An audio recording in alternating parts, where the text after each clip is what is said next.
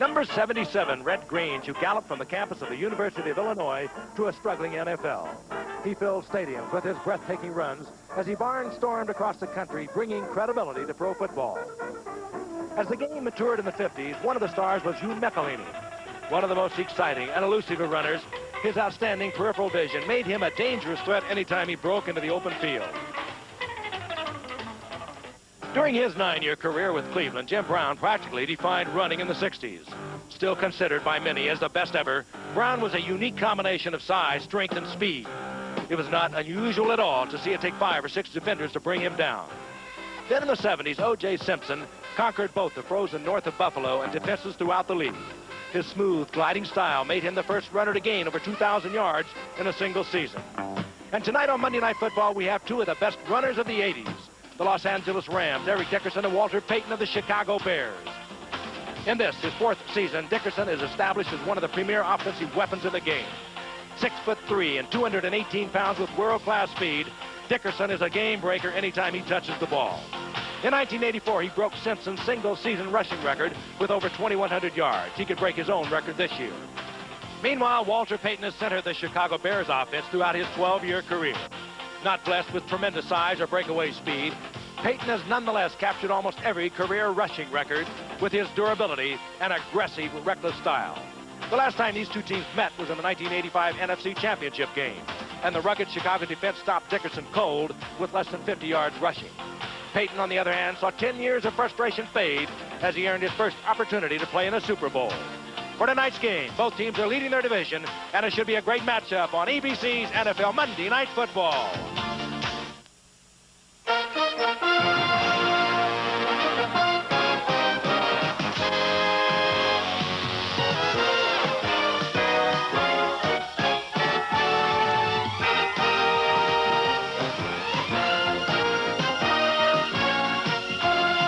First and 10, their own 46-yard line.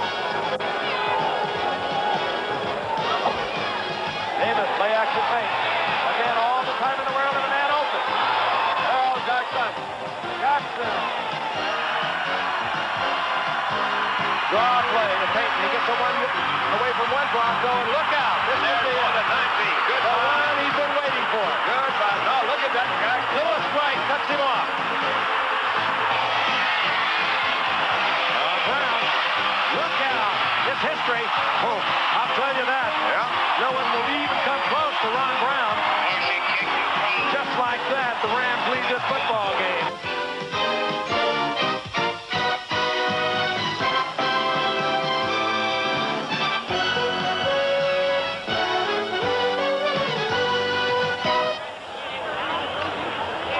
Tonight, live from Soldier Field in Chicago, Illinois, the NFL champion Chicago Bears beat the Los Angeles Rams. This ABC Sports exclusive is brought to you by Ford and your Ford dealer.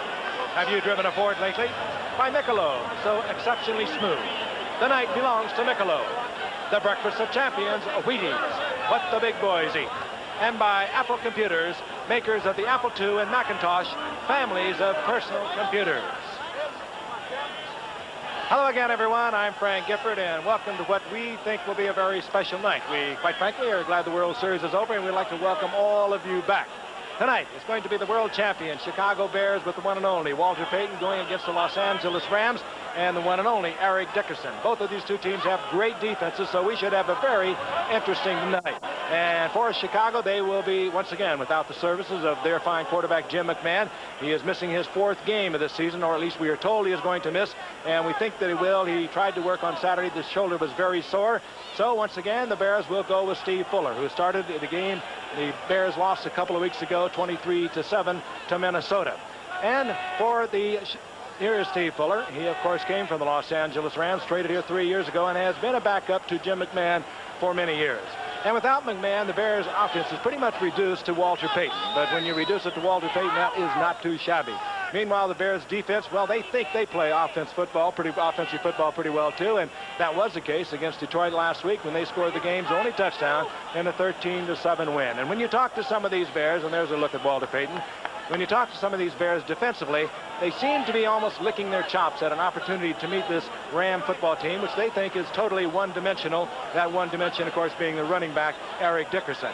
They predicted again in the NFC Championship game last January that Eric Dickerson would cough it up 2 or 3 times. They predicted they would shut the Rams out. Well, they shut the Rams out 24-0, and Dickerson did indeed fumble a couple of times. But then again, when you talk to the Rams, and particularly their head coach, John Robinson, as Al Michaels and I did this morning, you get the feeling they do not hold this Bear team in awe anymore, as teams did maybe a year ago when they were so outstanding and so outrageous on defense. Al, did you get that feeling from John? They get the feeling that they can come in here and play them pretty equally. They do. They also have no sympathy as far as McMahon and the quarterback situation is concerned, because the Rams always have a quarterback controversy of sorts, or at least a quarterback situation. Remember when training camp started this year, it was going to be a battle for #1 between Dieter Brock, who wound up getting injured, as you look at John Robinson, and Steve Bartkowski. Brock probably out for the year. Bartkowski with a bad knee. He could see some action tonight, but it will be Steve Dills, the 30-year-old journeyman out of Stanford, who gets to start. And as far as the quarterback of the future is concerned, we all know that is Jim Everett, the Purdue star whose rights were acquired from Houston a few weeks ago.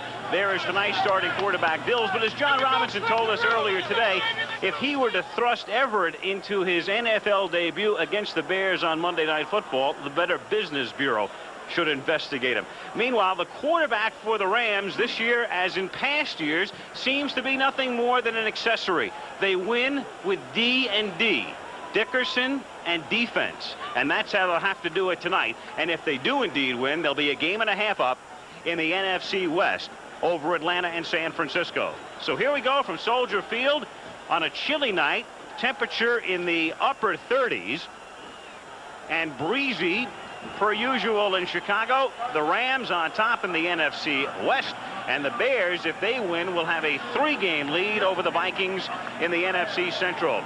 And Chicago to receive, and back deep, Dennis Gentry, number 29, and Thomas Sanders, number 20. And for the Rams, kicking off will be Mike Lansford. The Rams having a very difficult time scoring points. The Bears as well over the past couple of weeks, but both teams with exceptional defense, big defensive plays. The special teams have been very good, generally speaking, and here we go. Lansford with a short kick, and it's Sanders from the 12. 20, 30. Lansford can't get him, but Cromwell does. Good run back as Cromwell runs him out of bounds up near the 43-yard line. Fuller now the quarterback, with McMahon on the bench and Tom Zach on the bench, and Flutie not yet activated. Payton, of course, and Suey bothered with rib problems. Galt and Ortego, the wide receivers, and Moorhead, and there are the men up front. Colbert bothered by a bad arm of late, but he's in there. So the Bears out of the eye, with Suey the fullback, Payton the tailback. And Moorhead in motion, and it's Payton for an 8-yard gain to the Rams' 49-yard line. Mel Owens, 58, the outside backer, making the tackle. Now the Rams defensively, 3-man front, Reed, Miller, and Doss. Jeter is hurt. Owens, Giroux leads the team in tackles. He's taking Jim Collins' spot. Eckern and Wilcher. Wilcher outstanding. Gray having a good year. Irvin, Johnson, and Cromwell was secondary.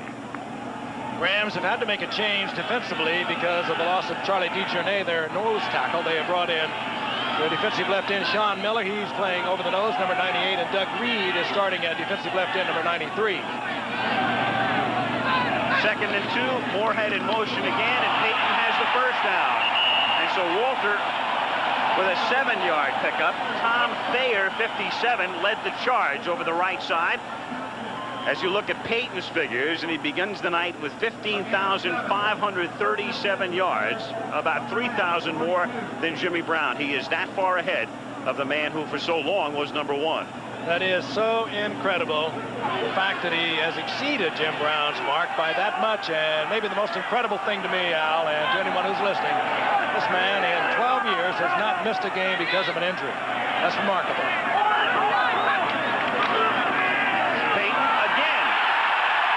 Looking like a replay. 8, 7, and now 9 as he takes it down to the 34-yard line. Johnny Johnson and Nolan Cromwell, the 2 safeties, come up to stop him. Let's take a look at it, and once again, he'll be led by Matt Suey, number 26, and the Bears are going right at the middle. I spoke a moment ago about the loss of DeJournay with a back injury and the shifting of Sean Miller back into that nose tackle spot, and that's exactly where they're going, and they're just ripping up yardage at the moment. One thing the Rams do not want to do is get behind the Bears early, because the Rams really don't play great catch-up football. Second and a long yard, and it's Payton again. And this time his shortest gain, but good enough for a first down as he takes it to the 31-yard line. And he is stopped by Sean Miller, number 98, the third-year man out of Utah State, and Reggie Doss.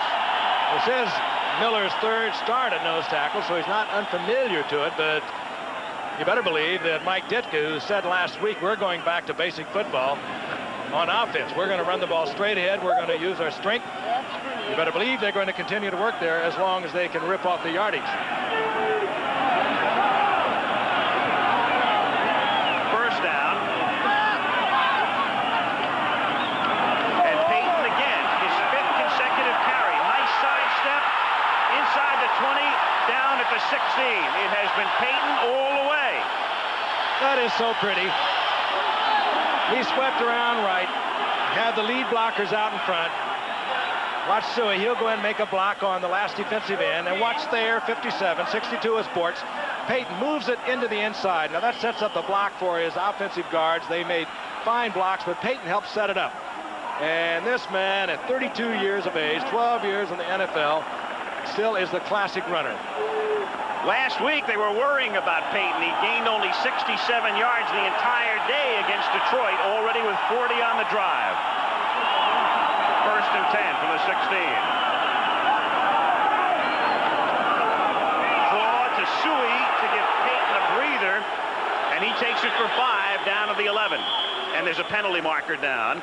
Eckern making the tackle. As they sort it out, I know this is exactly what Mike Ditka had in mind when he said we want to go back to basic football. They struggled on offense against the Detroit Lions. Number 57 on the offense, still first down. Tom Thayer holding, but they struggled last week against Detroit, and Ditka in the second half was upset with it. He said, we're going back to basic football. We're going to run it straight ahead. We're going to give up all of the fancy stuff, and we're going to just play bare football. And thus far, with the exception of that holding penalty, it has worked very well. First and 20, 4 minutes into the game, no score. Bears at the Los Angeles 26. Keep in mind, too, this is a strong Ram defense. Payton, back of Suey, breaks a tackle, then goes down. Johnson came up and couldn't make the stop, and then he finally goes down. Referee tonight, by the way, is Red Cashin. 76 100-yard games in his career. Just amazing. Take a look at him again. As we mentioned, Dickerson having a tough time back in January in the NFC title game, with Dickerson only gaining 46 yards on 17 carries. Well, Walter didn't find it too easy against the Rams either, Al. He went for 32 yards on 18 carries.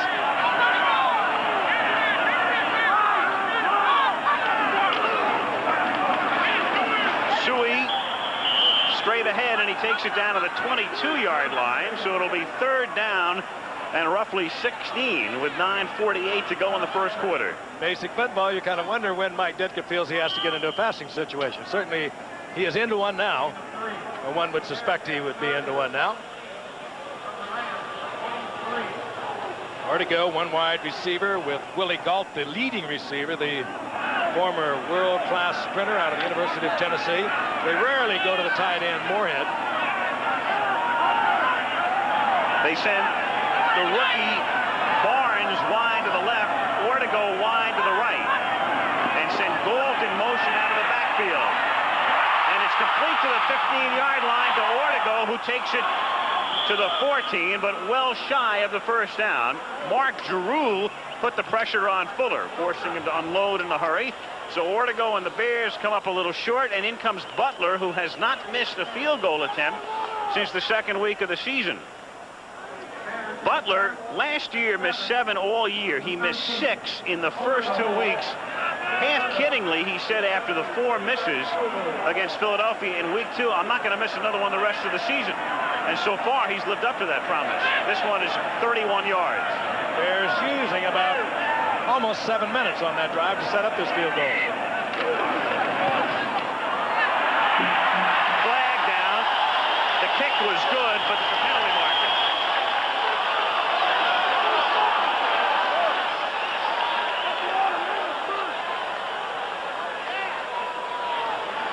Bears already coming off the field, so it's fairly obviously going to be against the Rams. There is no foul. He was blocked into the kicker. Field goal. So that's his 13th straight. Butler with a new Bear record, breaking his own mark, which he set last season. You can't run into the kicker, but if you are blocked into the kicker, as was the case, it was the cornerback, Jerry Gray, who was pounded right into the kicker. No penalty on that. So the Bears score first, and they use up a lot of time, nearly 6.5 minutes.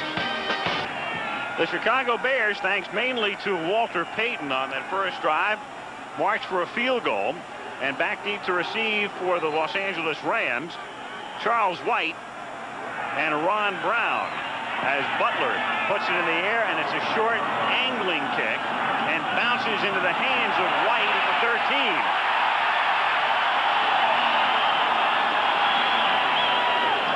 So the Rams will start deep in their own territory after a minimal run back. And again, it's Steve Dills, formerly with Minnesota, then to the Rams a couple of years ago, the journeyman out of Stanford, who gets the start. Again, Bartkowski can play. Everett is available.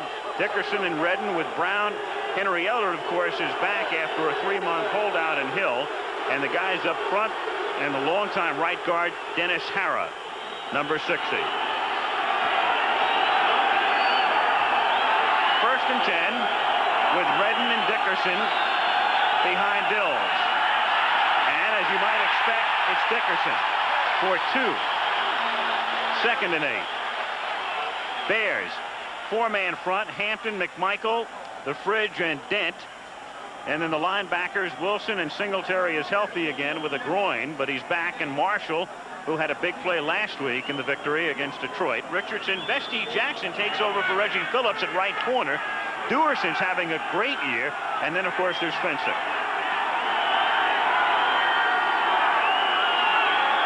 Second and 8. And they give it to Redden just to cross him up. And Redden takes it to the 20. And, of course, Frank, for so long, they went with a 1-back set, and now a 2-back set with Redden basically the blocking back this year. Redden, of course, a great running back in his early career, drafted 5 years ago out of Richmond, where he was a tremendous running back, and probably would have done all right had they not drafted Dickerson the next year. Dickerson, of course, has been the offensive tool of this man, John Robinson, who has always had great running backs. And when he has a great running back, as he did at USC with Marcus Allen and Charles White, well, he'll run them as many times as he can. He believes in it. That's his theory. Run the football. You lose games a lot fewer that way. Dickerson, and he's close to a first, taking it to the 24. And by the way, and we'll get it officially for you, Dickerson starting the night just 10 yards shy of eclipsing Lawrence McCutcheon's all-time Rams mark, rushing mark, any first down here. And he's accumulated that in 4 years. Off to a tremendous start this year, ahead of the pace in 1984 that broke O.J. Simpson's one-season single record by 105 yards. But then again, he's carrying it more this year. First and 10, Los Angeles at the 24. Dills under some pressure, swings it to Dickerson, and Dickerson with a first down and a lot more, and finally run out by Duerson in front of the LA bench near midfield. You saw the great speed of Eric Dickerson. He's a big man. He's 6'3", 218 pounds, and a couple of Bears, and believe me, they are great tackling. They are a great tackling football team. They just miscalculated the speed. Singletary, number 1, right there, totally missed his mark on sizing up Dickerson, as did Mike Richardson, and Dickerson just kicked it into another gear, and he's got about 5 of them, got it up to midfield for the first down. First and 10, LA right on the 50. 6:06 to go in a rapid first quarter. Brown in motion. And Dickerson plowing forward to the 47, stopped by Perry. And we would unofficially give him 9 yards, and that for the moment would tie him with McCutcheon for the Rams' all-time rushing mark. And little doubt in my mind he'll get it before this series is over. Tough to get him down. Number 72, that's the refrigerator. Perry right in the middle. The man just doesn't come down easily. He is deceptively strong. He takes a lot more punishment than one could believe that he could tolerate, and still carry the football as many times as he does game after game. 2nd and 7, and Dills going deep, and Dills overthrowing Ron Brown, who had stopped. He was covered by Duerson, and Brown had stopped, and Dills is incomplete. 3rd and 7. Dills, by the way, I think is one of the quarterbacks, along with Bartkowski, that John Robinson wants to keep in there, and actually he'll come right out and tell you he doesn't want the quarterback to lose a football game for him when he has an offensive weapon like Dickerson. And Dills made his first start 4 weeks ago against Tampa Bay for the Rams, and part of that he hadn't started since 1983 when he started 12 games for Minnesota. 3rd and 7, and that's Michael Young wide to the right. Here they come. And Dills going deep, but too deep. Intended for Brown, and he's world-class and an Olympic gold medalist, but not that fast. Good read by Dills, just overthrew as Wilbur Marshall took Dills to the carpet. You'll see Marshall come, and a little deal from the outside. There he is. Moves to the inside, right in Dills' face. Dills read it all right. He had Ron Brown on a deep fly. It could have been 6. He just overthrew it. You just keep trying to do that, however, and eventually you'll get one. You have to do it that way. Dale Hatcher to kick, and Lou Barnes, the rookie from Oregon. Hatcher's had a bad year. And this is a short kick, and a fair catch is called for and made at the 12-yard line by Barnes. 35-yard punt and a penalty marker down.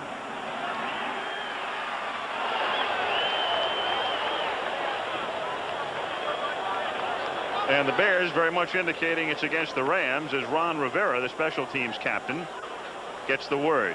Illegal motion, number 49 on the offense, still 4th down. Mickey Sutton. Should be a break for the Bears. The kick taking it to the 11-yard line.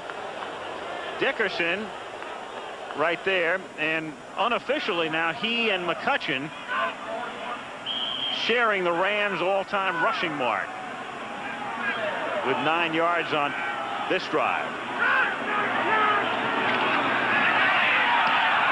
Hatcher, same type of kick, even shorter, and a fair catch is called for and made by Barnes at the 20, so the penalty costs the Rams 9 yards. 32-yard punt, and we have 5 minutes to play in the first period.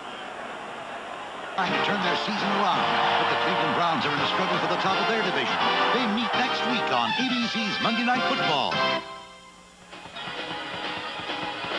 I think only with a graphic like that can you truly appreciate the greatness of Peyton. As you can see, more than 3,200 yards above Jim Brown, and then there's Harris and Riggins and Simpson and Dorsett all kind of lumped in that same area, and then there's this man all by himself and still going strong. Not to dilute it, but Jim Brown only played 9 years, and most of his seasons were 14-game seasons. And it's Peyton adding to his mark, but only by a yard or 2, and it'll be 2nd down and 8. Well, you played against Brown, and now you've seen Peyton, Frank. I used to watch Brown. I would come off the field, and like everybody else on the offensive unit, would go back just to watch and see what he was going to do. We beat them many times. I don't think you can really compare.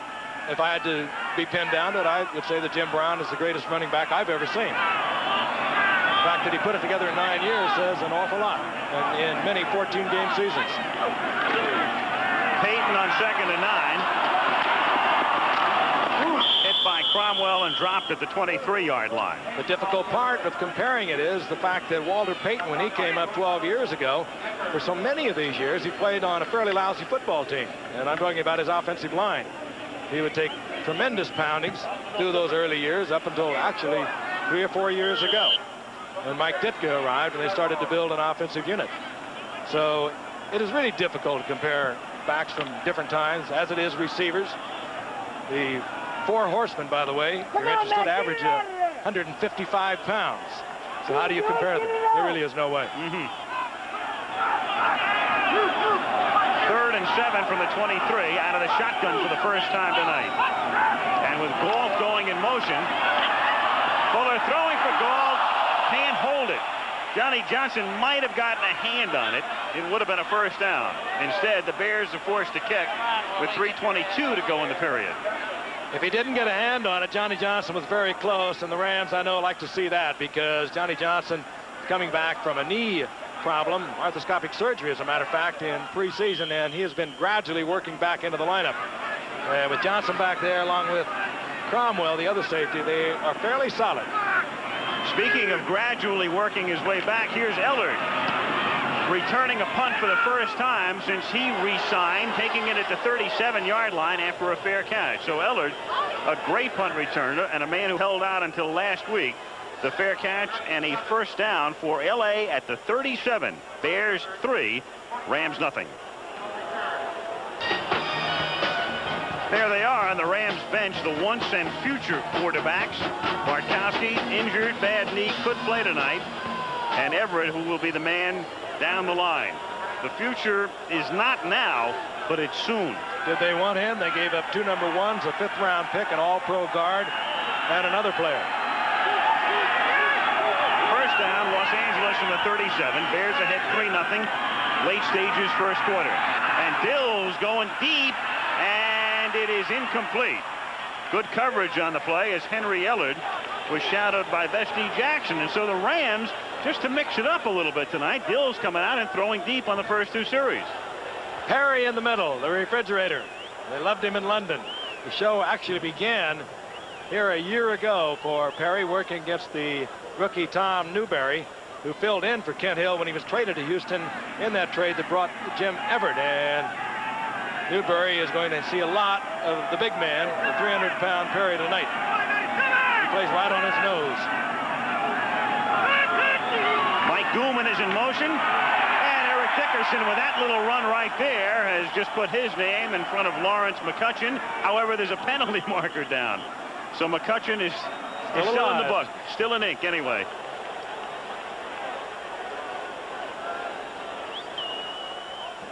And it's offside against Chicago. And let's see if the Rams accept the penalty, which they will. Offsides, number 58 on the defense, still second down. Wilbur Marshall. Who, me? Yep, you. So the Rams accept the penalty, and Dickerson will have to wait for one more carry at the 42-yard line.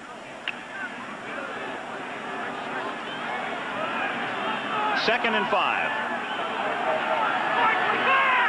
Goulman is in the game. That's Mike number 44, who's a wing to the right and in motion now. And it's Redden going nowhere on a play that fooled nobody. And there's a marker down. And it's against L.A.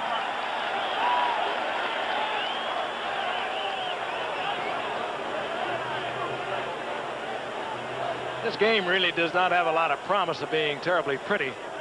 Both teams with great defenses and both with great runners, and something has to give when that happens. There's John Robinson again. He loves the running game. Holding, number 66 on the offense, still second down. Newberry finding a way against Perry. The rookie out of Wisconsin, Lacrosse, costing him 10 and making it second down 15. Right in the middle once again, and number 66, Newberry, finding one way to handle the big man. It's a good grip on him, tosses him to the side, and the Rams get the penalty.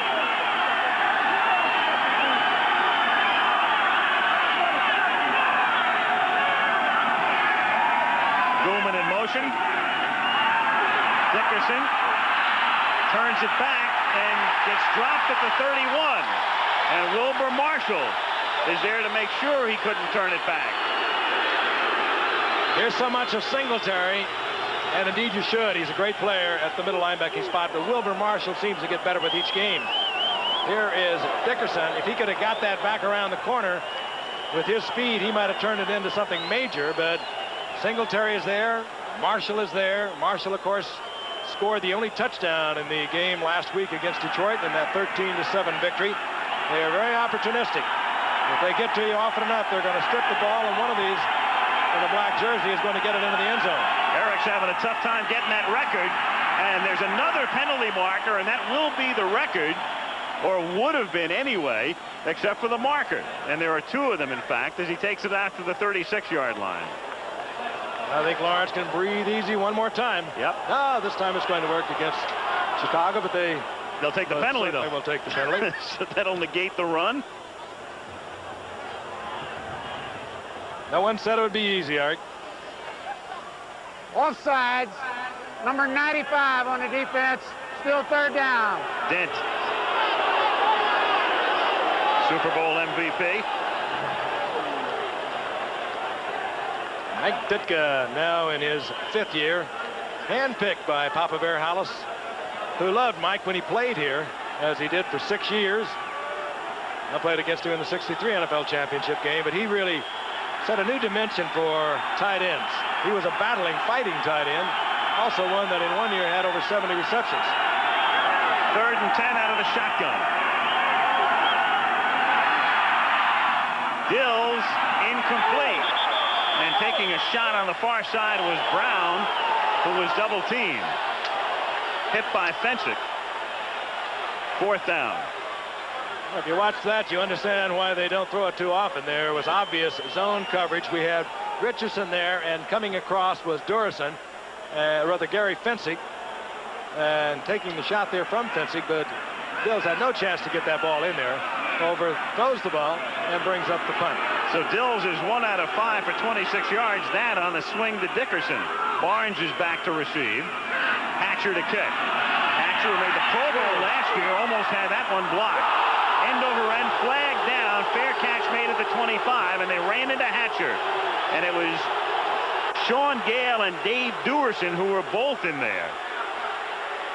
They came very close to getting to the ball, and however, they're going to be guilty of roughing, and that should give the Rams the first down. Take a look at it again. They almost got this. A few moments ago, they almost got to Hatcher. There it is right there. Gale and then Durison. Durison played it right. Into the kicker. Number 23 on the defense. Touchdown. Gale took the wrong line to block the punt, and therefore he caught the kicker, draws the penalty. Durison just about got it himself. He was almost pushed into him. Wiltshire there to make the block, but it's a first down for the Rams at the 42-yard line. 46 seconds to play, first quarter. And watch out, McCutcheon. Yeah, right. He's had as long a respite as McCutcheon as anybody has a right to expect. From the 42, Dills to throw again, and dropped at the 45 by Ron Brown, who was there. Pass right on the numbers, and he couldn't hold it. Dills had that right in there. Let's take a look at it again, and keep in mind, if you are blocked into the kicker, there is no foul. And there is Sean Gale, pushed a little bit, and then rolls into the kicker. The reason they have such a severe penalty on this, because that kicker is so vulnerable when he comes completely off the ground, gets the ball away. He is terribly vulnerable to a serious leg injury. 2nd and 10, after you had looked over the shoulder of McMahon, with Brown going in motion. And Dickerson just about a yard as William Perry makes the tackle. We'll see if officially they give him the one he needs, and they say no, it's no gain. Eric having a tough start tonight against the Bear defense.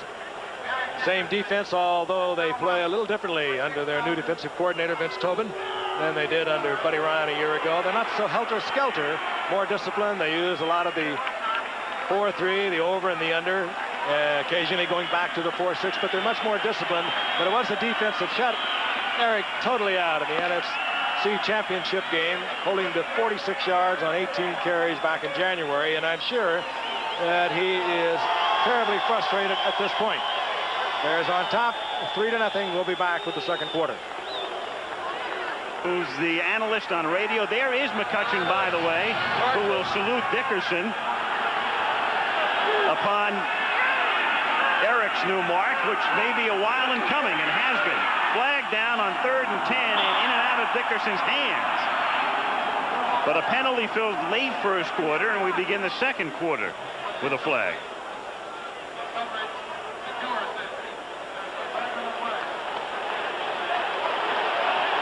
That's against the Rams and will probably be declined.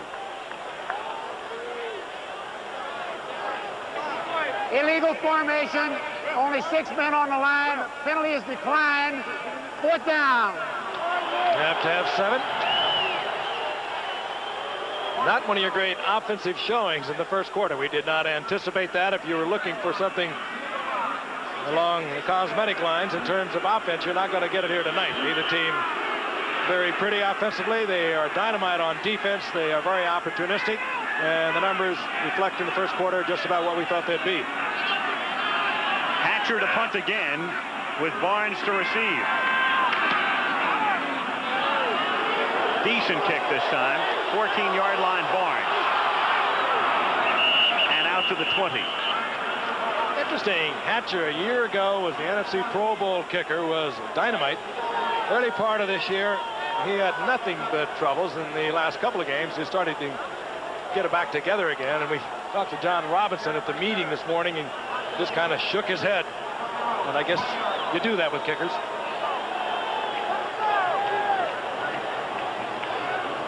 Chilly night. Expected to drop into the low 30s as Eric Dickerson cleans his goggles on the sidelines. Frustrated thus far in this game. Bears at the 20. With Fuller throwing, and it's complete. 4 to go. Stopped by Gray. Gain of 6. 2nd and 4. Kevin Butler knows how to stay warm on this chilly evening. Got him a moon boot on the right foot.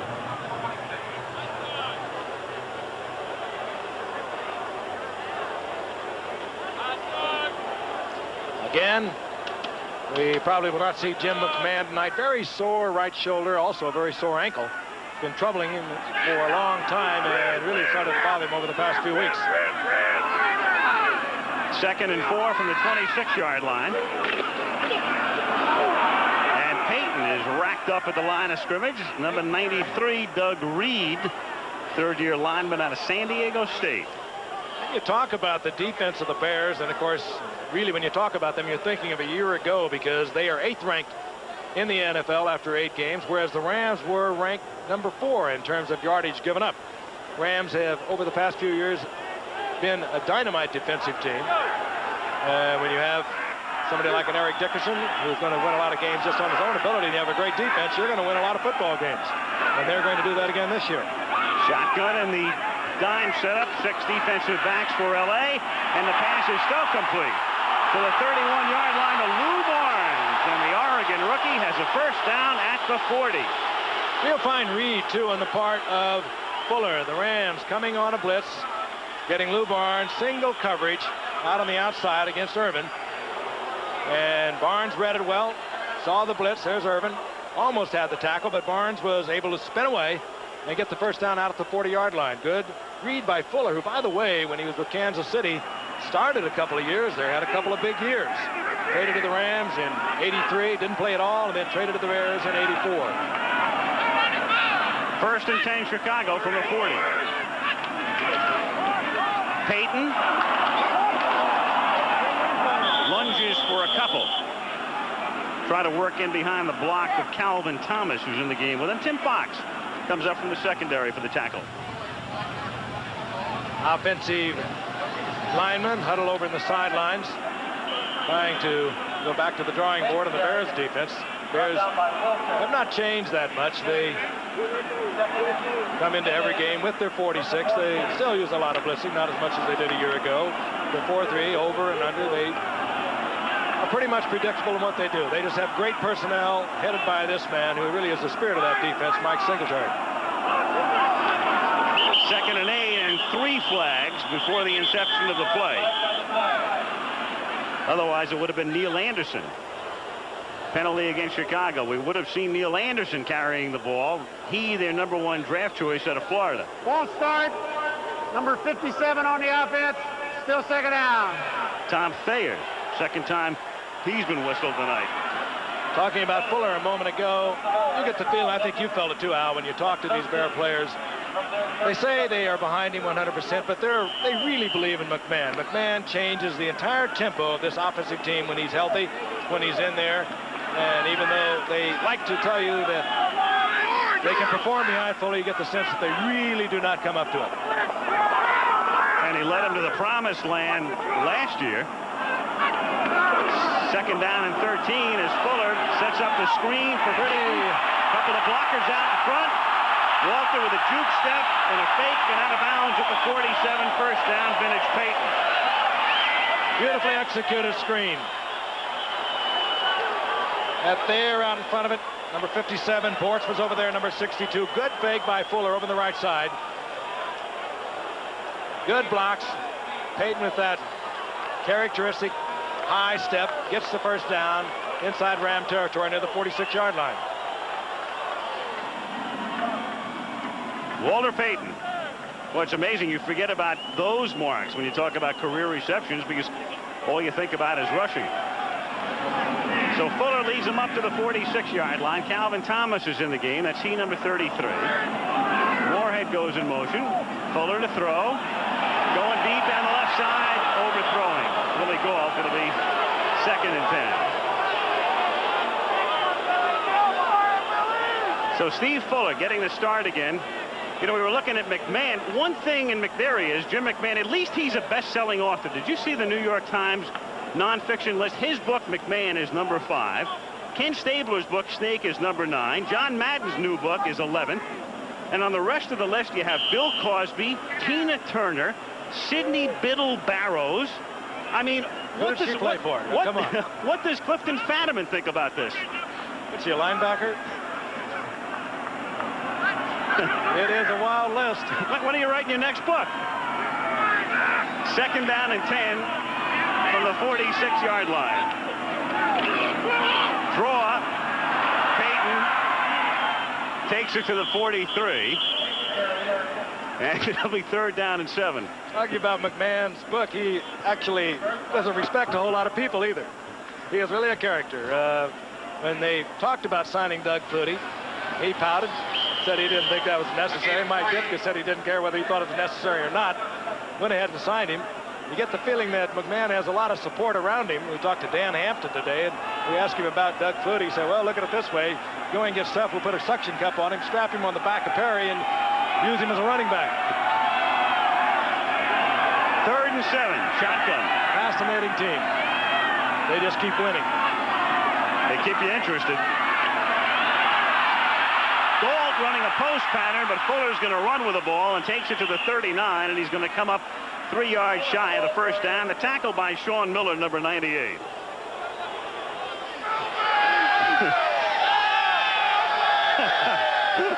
That's great. Now Ditka has opened a restaurant here in Chicago. Yeah. McMahon is going to open one. They don't really get along that well. I wonder if they'll invite each other to the opening. Oh, why not? When you got this kind of a defense, well, you can do a lot of things that are unusual. 4th down, it's a long 2, and they're going to go for it. He wants this kind of football. He wants the Bears to go back to it, straight ahead, rock 'em, sock 'em. Ditka believes in it, and he said that's where they were going to go. And they come up out of the shotgun on 4th and 3 with Fuller throwing over the middle, a wobbly, incomplete pass. Or to go was the intended receiver.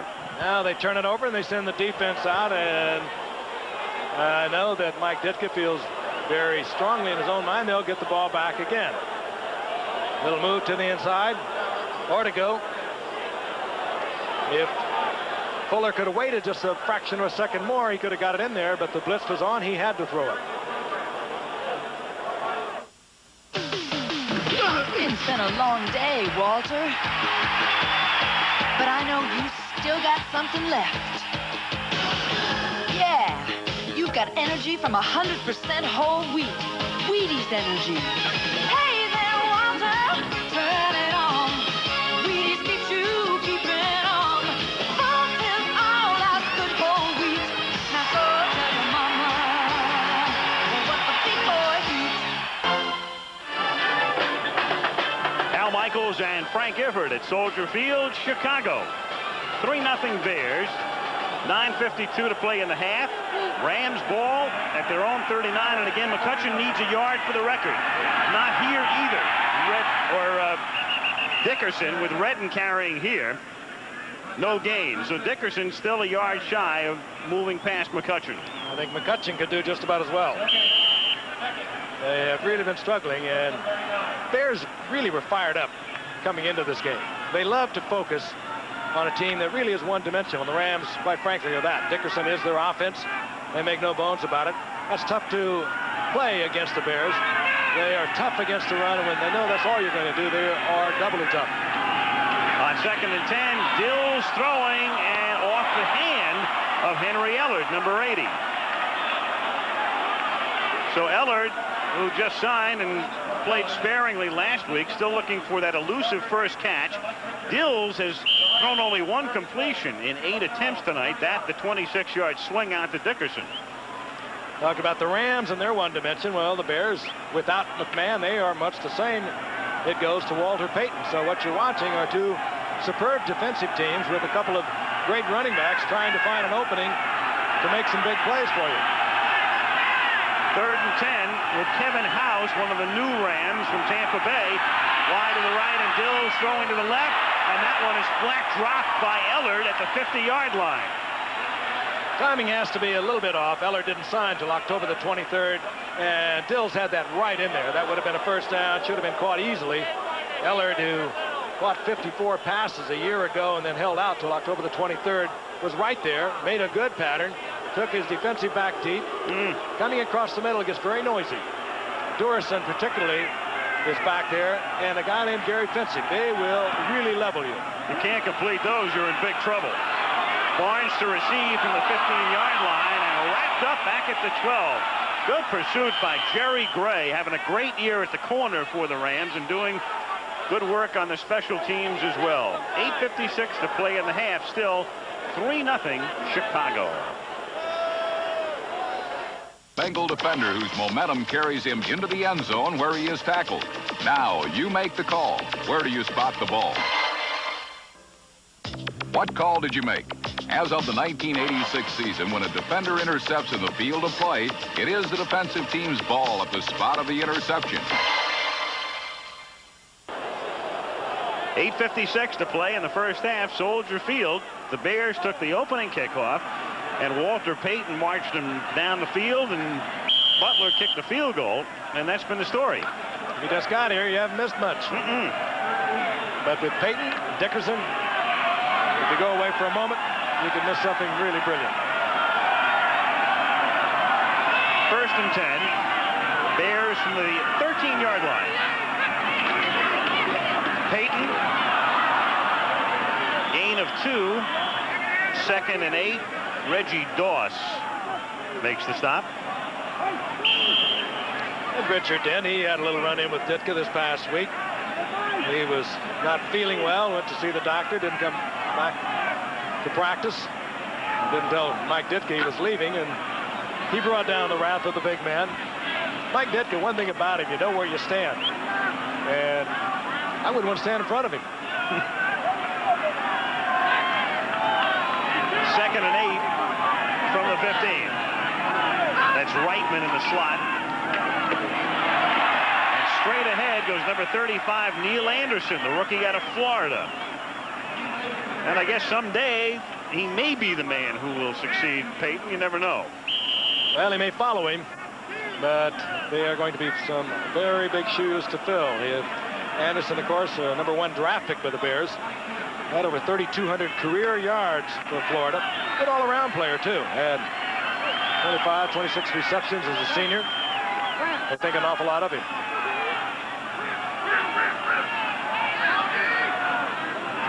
Third down yard and a half. And it's Payton trying to get that yard and a half and very close to it. Greg Meisner came in, and he'll get credit for the initial hit. And Red Cashin wants to take a look at the chains. Walter knew what he had to get, and he gave it that little extra effort. He'll be very close. Walter has a whole lot of records. His entry in the NFL record book right now looks like a catalog, but he has a lot more to come. And he knew what he had to get, and he got it. One of them is that he has 103 rushing touchdowns. As we watch him again, that trails Jim Brown at 106. There it is. He knew just exactly what he had to get. Great running backs. They don't have to even look over there. They know exactly where they are, what they need. And he was able to squeeze it out. He's amazingly strong, Payton is, at 200 pounds. Right now, Payton has Calvin Thomas in at fullback. That's Tim Reitman going in motion. They fake to Payton, and then Fuller throws and underthrows it out at the 37 for Ortego. Fuller knew he had him. Ortego had got himself into a good position, forced Jerry Gray back with a little fly maneuver and turned in, and he just didn't get it there. Our ABC Sports exclusive is being brought to you by Chrysler Motors and its automotive divisions, working together to be the best. 7:02 to play, first half, 3-0 Chicago. No matter what happens tonight, each team will remain atop its respective division. The Bears would lead by 3. The Rams would lead by a game and a half with a victory. 2nd and 10. Draw, and this is Calvin Thomas, and he is wrapped up.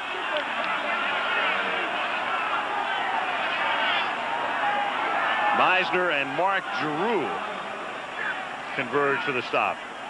And we talked about it throughout the first quarter and a half. Two great defensive teams on the field tonight. And like I said, if you're looking for a lot of wide open football, you're not going to get it here. What you get is a lot of hard hitting. You have some great names out there. Outside of Payton and Dickerson, some of the most familiar names in the world of pro football today are down on that Bears defensive team. Hampton, Singletary, Dent, Finsick, Bell. On 3rd and 10, Fuller throws over the middle and finds the receiver at the 41, Ortego, in amongst 4 Rams. A wild ovation for a completion.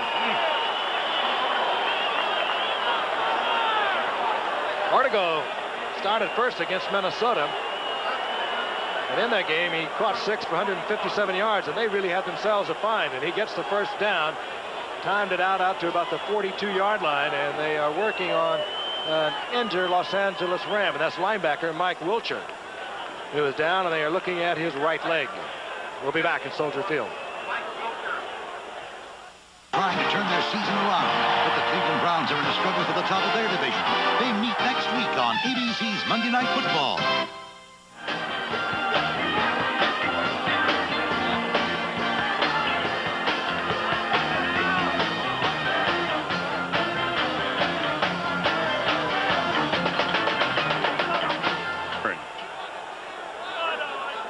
As the Bears have it at their own 41, 5:51 to play in the first half, 3-0 Chicago. And Calvin Thomas in the backfield with Payton. And with Ortego in motion, Payton looking to throw. And Walter going deep downfield, trying to hit Gold and batted away. The pass floating, and Vince Newsom was back there to defend. They don't give up much on Walter. He loves to throw the football, and he throws it many times over the course of a season. Let's watch it again. He makes it look good. They pull the 2 guards, Bort 62, Thayer 57. And he flattens it out a little bit early, and right back there in on the coverage was Vince Newsom. He read it all the way. Payton loves to throw the football, and you might recall last week, Eric Dickerson completed his first NFL pass. He had a touchdown shot for the Rams. Hit the tight end, David Hill. Running backs love to throw the ball. Wilcher is back in. 2nd and 10. Fuller complete, and a first down. Lou Barnes making his mark. That's his second catch tonight, and he caught only 2 all season coming in.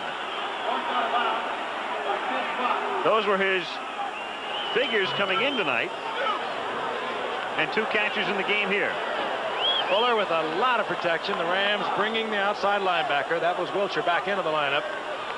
Getting it out to Barnes, and Barnes for the first down to the 45-yard line. Good move by Barnes. He bought the respect of the cornerback and gave Fuller ample room to get it in there. 1st and 10, Chicago at the Ram 45. Peyton, nothing. -1. Wilcher and Leroy Irvin coming up. 2nd and 11. The happy defense. Interesting as you look at Singletary on the sidelines. Really, they're household names, these Bears, who, of course, won the Super Bowl 46-10 over New England, swept through the playoffs, wiping out the Rams 24-0.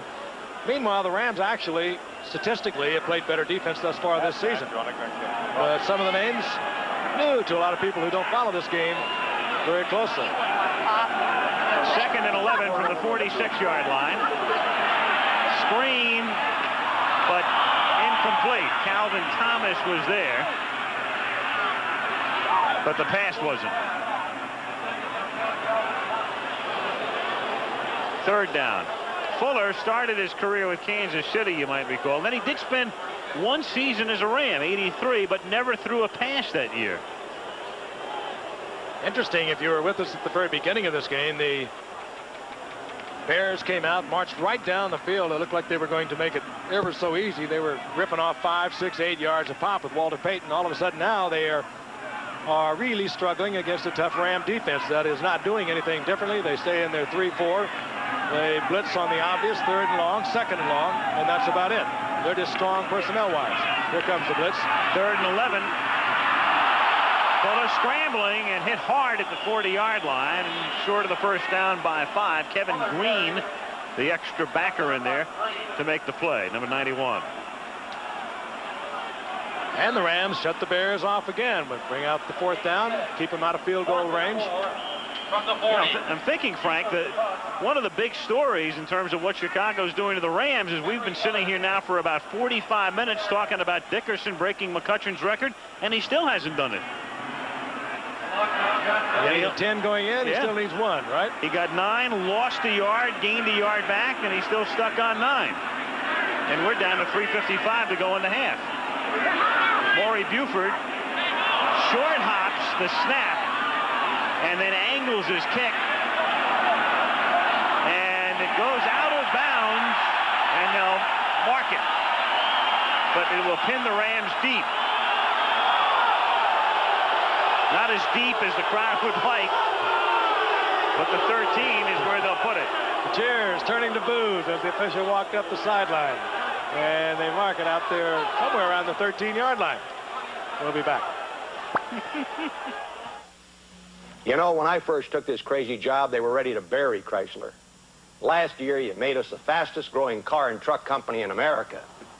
We did it by coming up with what this country needed. K-cars, convertibles, turbos, and minivans.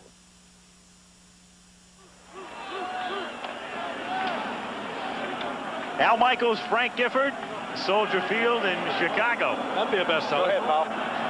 Yeah, right.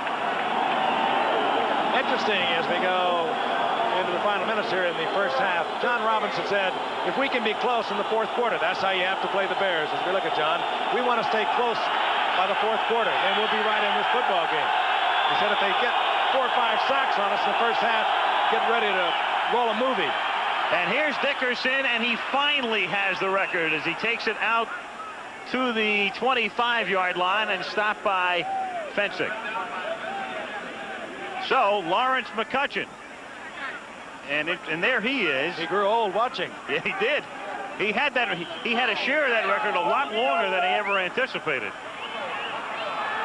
Nice way to break it here. Good run. Rip over the left side behind Jim Covert, who's been, or rather the left tackle on the left side, Pankey, who's been hurting a little bit. From the 25, that's Kuhlman in motion.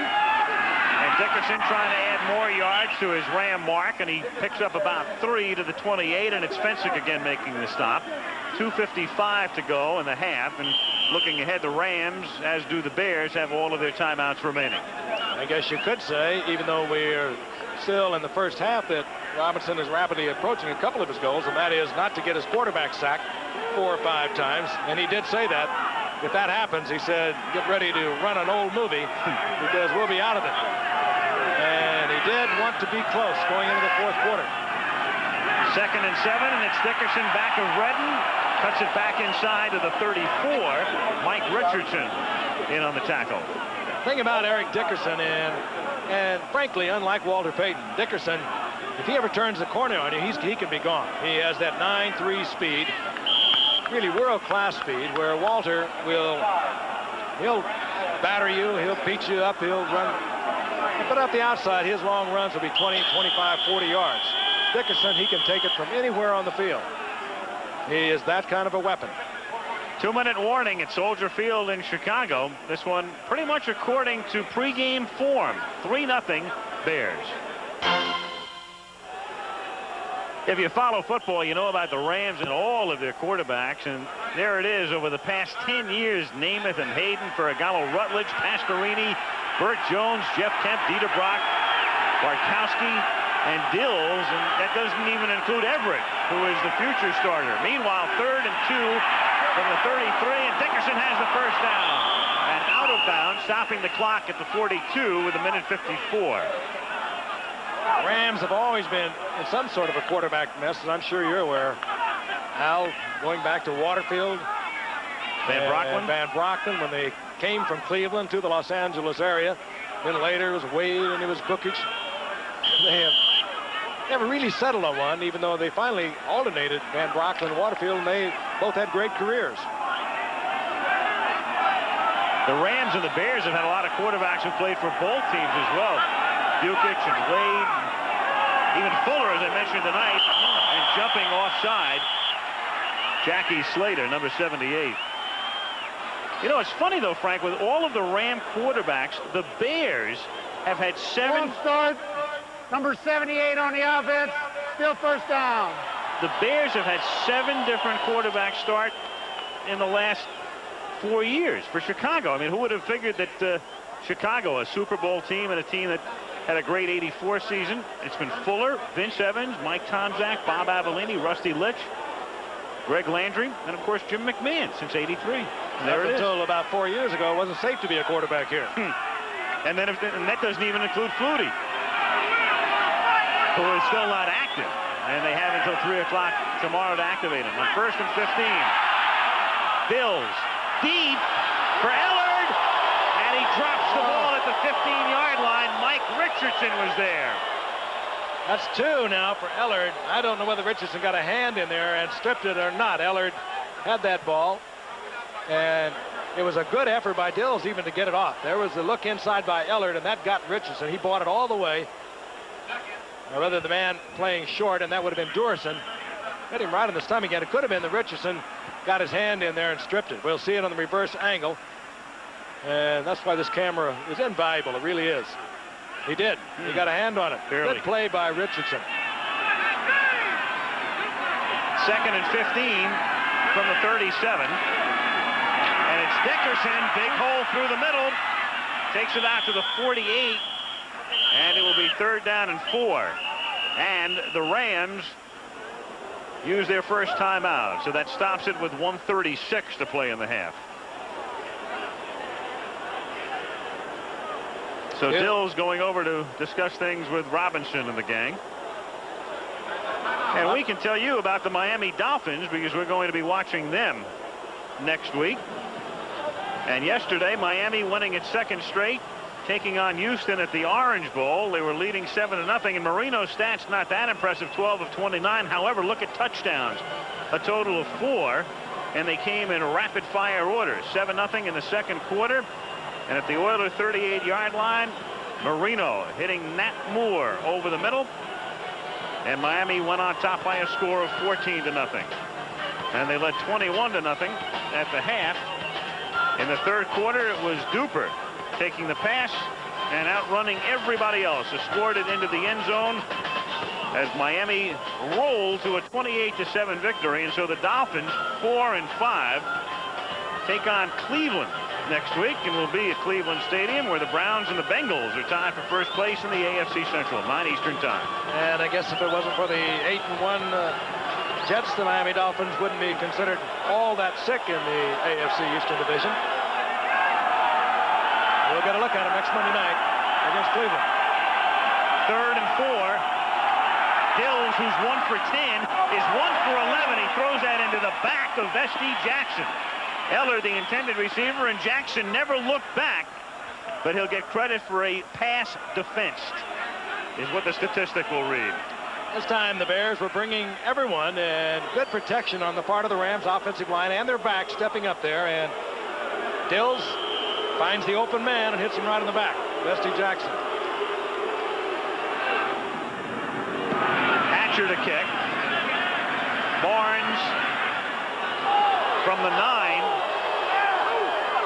And back he comes to the 11-yard line.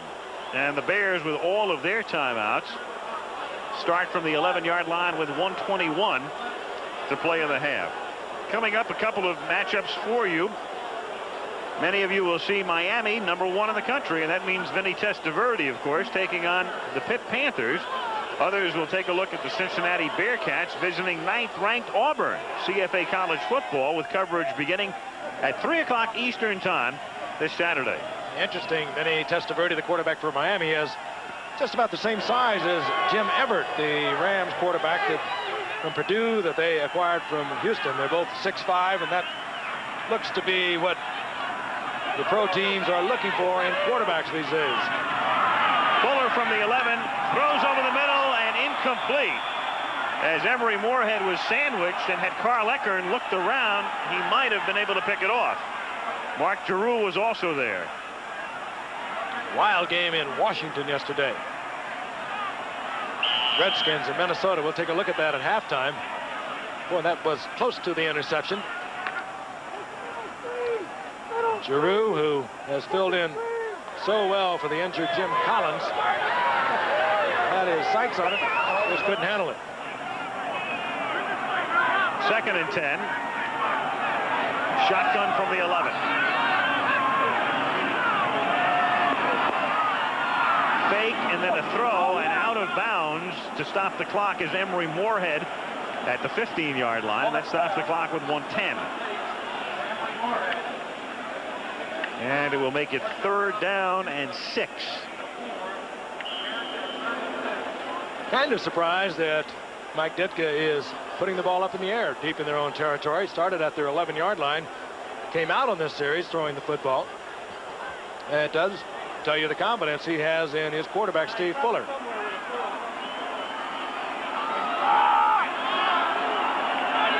Bolt wide left, Ortego, and Moorhead to the right.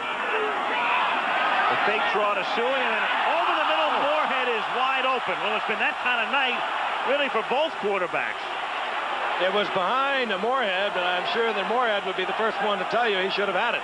And it would have been a first down out over the 30-yard line. Again, good protection for Fuller. Steps up, wide open. He read it all the way across, put it behind Moorhead a little bit, but it's one he should have had. A good drive tonight has been sacrilegious. 1:05 when the Rams get the ball back. They have 2 timeouts remaining. Good kick and a fair catch, and it's dropped by Ellard. And Ellard pouncing on it at the 42-yard line with a bunch of Bears, and we'll wait for the call.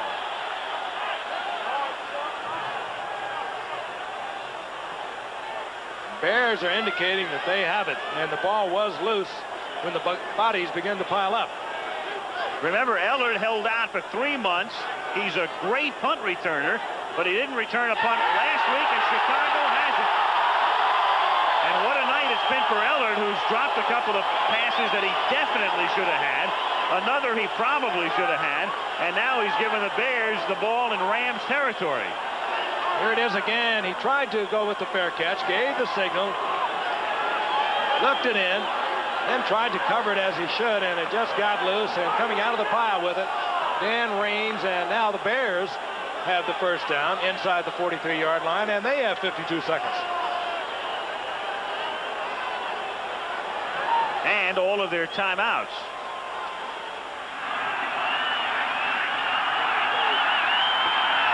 Nothing Chicago. Fuller from the shotgun.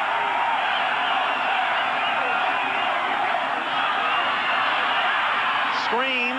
Payton inside the 40 and out of bounds at the 28-yard line. Good call. The Rams were bringing 3 linemen. They dropped everyone deep into the pattern. Payton moved over behind Thayer and Bortz and kept it on the sidelines. Did not try to bring it back over the middle. He wanted to also stop the clock after he got the first down.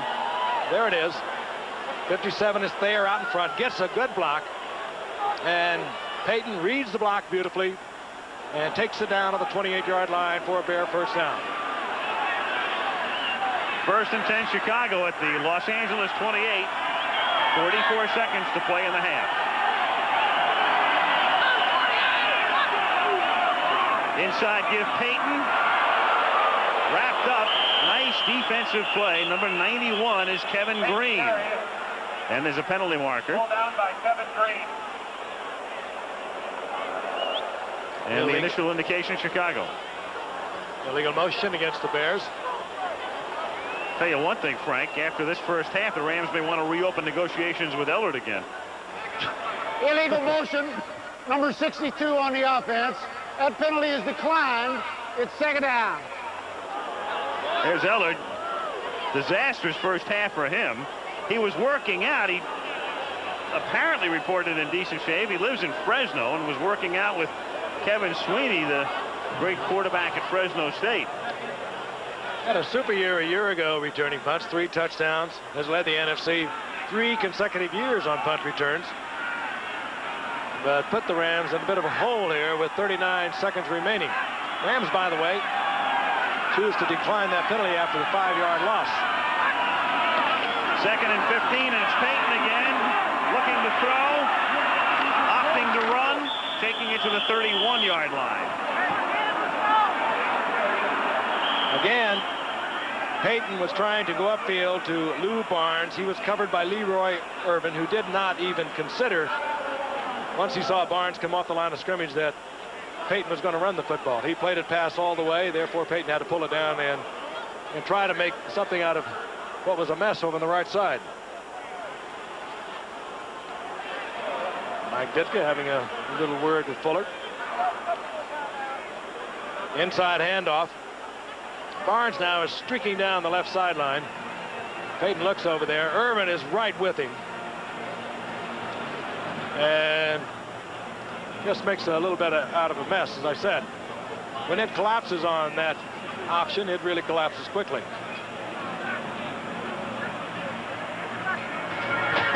Bears use a timeout. They're down to 29 seconds, and it'll be 3rd and long again. And look at Mike Ditka, as I mentioned earlier, is a typical Bear. He was the choice of the late Papa Bear Alice, but this is the man.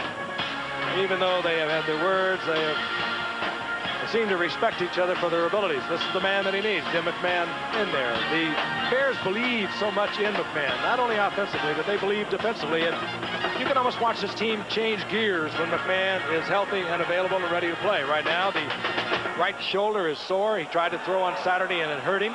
There was strong consideration as to whether or not they put him on injured reserve today and let him rest for 4 weeks. They have a commanding lead in the Central Division. They surely want him for playoffs.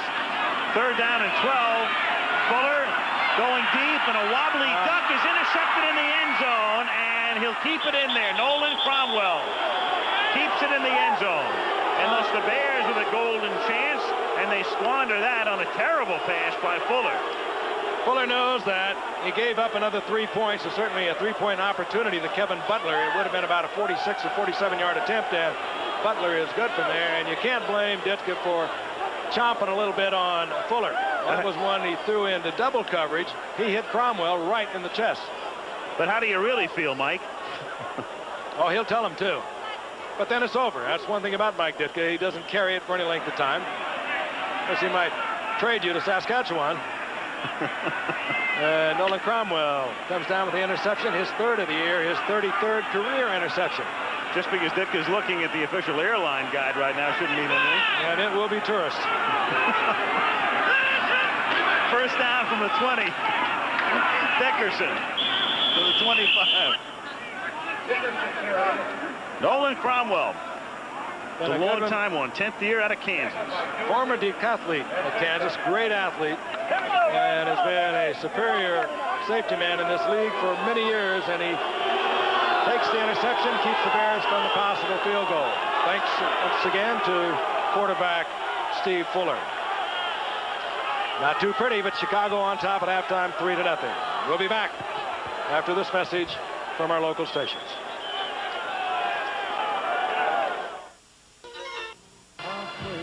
Halftime, Soldier Field in Chicago, the Rams and the Chicago Bears getting it on. The Chicago leading 3-0, both leaders in their divisions. Both Eric Dickerson and Walter Payton held pretty much in check. We're going to be returning to Chicago, but right now we're going to join Peter. Halftime in Chicago, the Bears over the Los Angeles Rams, 3-0. You know, every now and then there's a game you wish you had the opportunity to see. There was one that took place yesterday, much like the Miami Jets game earlier in the year. It's a game that I wish I would have been able to see. We're going to bring you some of the highlights. Robert F. Kennedy Stadium in the nation's capital, and what a wild and woolly day it was as the Minnesota Vikings were in town. These two quarterbacks both had great days. Tommy Kramer on the left of the Minnesota Vikings set a club record with 490 yards passing. First quarter action, Washington leading 10-7. Kramer is back, looking deep for little Leo Lewis. He's wide open at the 29-yard line. He takes it in for a 67-yard touchdown. The Vikings took the lead 14-10. It was to be wild all day long. Third quarter action, Minnesota leading 24-19. Redskins ball, 4th and 2 at Minnesota's 40-yard line. George Rogers on his way to a 40-yard touchdown. Rogers has now scored a rushing touchdown in 12 consecutive games, one short of John Riggins' NFL record. Still in the third quarter, with the Skins still leading 26-24. Once again, Tommy Kramer is back and looking. And once again, he's looking for Leo Lewis. This time, Lewis takes it 76 yards for the touchdowns. The Vikings take a 31-26 lead. Kramer, by the way, took over as the NFC's passing leader. In the fourth quarter, with Minnesota leading 38-26, with just over 5 minutes remaining, the Redskins 1st and 10 at the Vikings 34. Jay Schrader is back. He looks to number 81, Art Monk. And Art Monk is there with a diving, spectacular touchdown catch, but Max Zendejas misses the point after. The Vikings lead 38-32. The Redskins and Jay Schrader kept coming back. Schrader back and looking, chased out of the pocket. Looks downfield to the big tight end, Clint Didier. Didier is there with a diving, spectacular catch at the 2-yard line. The reception upheld by the NFL replay official. At first down, a goal to go at the Minnesota 2-yard line. 1:12 left in the game. George Rogers over the left side, touchdown, and the score was tied at 38. Max Zendejas came on for the extra point. And the extra point, would you believe, is blocked, his third missed PAT of the day. One short of the NFL record of 4 set by Joe Aguirre of the 1944 Redskins. In overtime, the Redskins have the ball, second down and 4 at the Vikings 38. Schrader once again. Looking out to the left. Gary Clark is there. A good move to avoid Carl Lee. Gary Clark sprints into the end zone, getting away from John Harris. He makes a diving attempt, but Clark takes it in as Washington wins the game 44-38. They stay tied with the Giants atop the NFC East in one of the season's wildest games thus far. Frank Gifford along with Al Michaels. Great day for Tommy Kramer, and you get the feeling that Jay Schrader is going to be around a long time. And Al, as far as our game is concerned, a little bit like we thought it would be for John Robinson. He has to be delighted with it. He doesn't care how pretty it is, as long as he said, we can be close to the fourth quarter. We'll be in this one, and we don't get our quarterback ripped up 4 or 5 times in the first half. I think Robinson would like to have Schrader or Kramer right now. Robinson has a dilemma, I think, at the moment. Bartkowski is hurt. He's not the answer. Dills is not the answer. Let's face it. He's 1 out of 11 tonight for 26 yards to Dickerson. It's a team that has to win with defense and Dickerson. Eric is not doing very much tonight, though he came on at the end for 54 yards. Robinson has a dilemma. He's trying to win the NFC West, and he's trying to do it without a quarterback, and you have to wonder just how long he can now wait before he sends Jim Everett in as his man. What does he say? We want to put a man in that spot, and he means the quarterback spot, who's not going to hurt us, who's not going to lose the football game. That's kind of an interesting philosophy, but I think I agree with him. Jim Everett, how do you put him into a football game against the Chicago Bears? If he should happen to get in there, and I'm sure we won't see him, there he is right there. They gave 2 number 1s for him, a 5th-round draft pick, Kent Hill, an all-pro guard, another ball player. He's extraordinary, had a tremendous year as a senior at Purdue. Could not be signed by Houston, and now he's the property of the Rams. But if they threw him in there, one thing about it, he would attract a lot of attention. They would be blitzing on every play. We'll be back after this message from our local stations. ABC's Monday Night Football is being brought to you by Bud Light. Everything else is just alike. By Nissan, who invites you to test drive the new Go Anywhere Nissan Pathfinder at your Nissan dealer now. By McDonald's, it's a good time for the great taste of McDonald's. And by new Super Life batteries from Kodak. Go for the gold.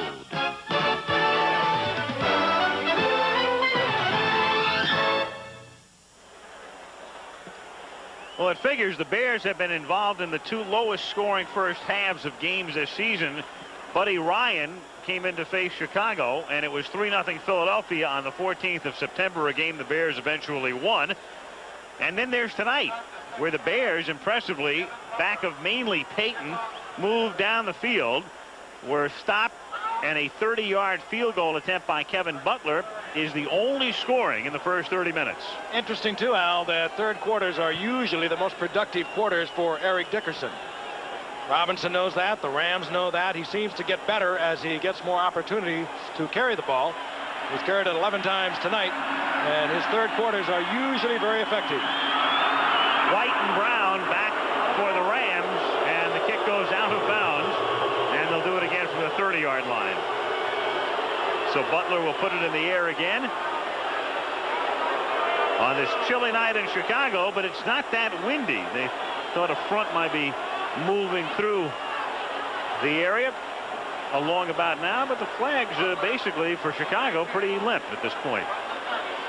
There's Eric pumping himself up in the sidelines. Just talking to John Robinson, he has used Eric Dickerson's counterpart many times in talking to Eric, and I'm speaking of Walter Payton, as kind of something to shoot for. This is where you can be. This is what you really should be striving for, and that is the durability, the consistency that Walter Payton has shown over 12 years. Eric has all the tools to become the greatest running back this game has ever known.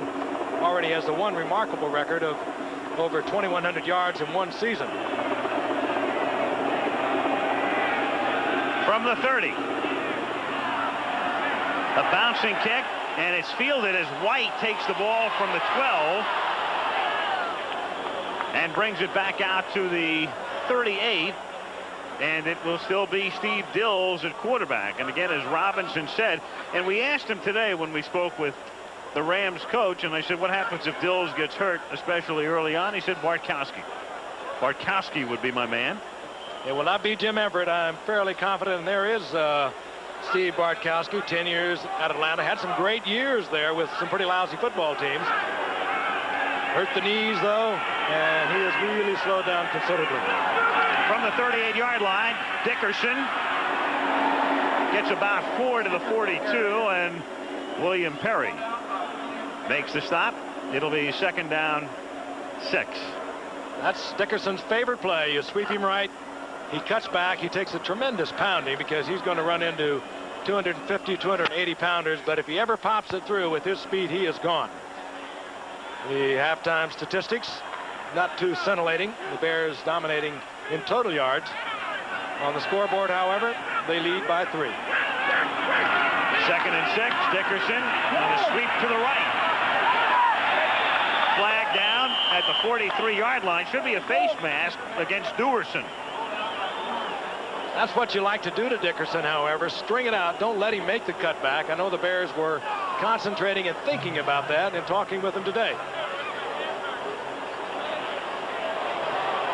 They will draw the face mask, and I think you'll see it. Here's Dickerson, 22 with Duerson.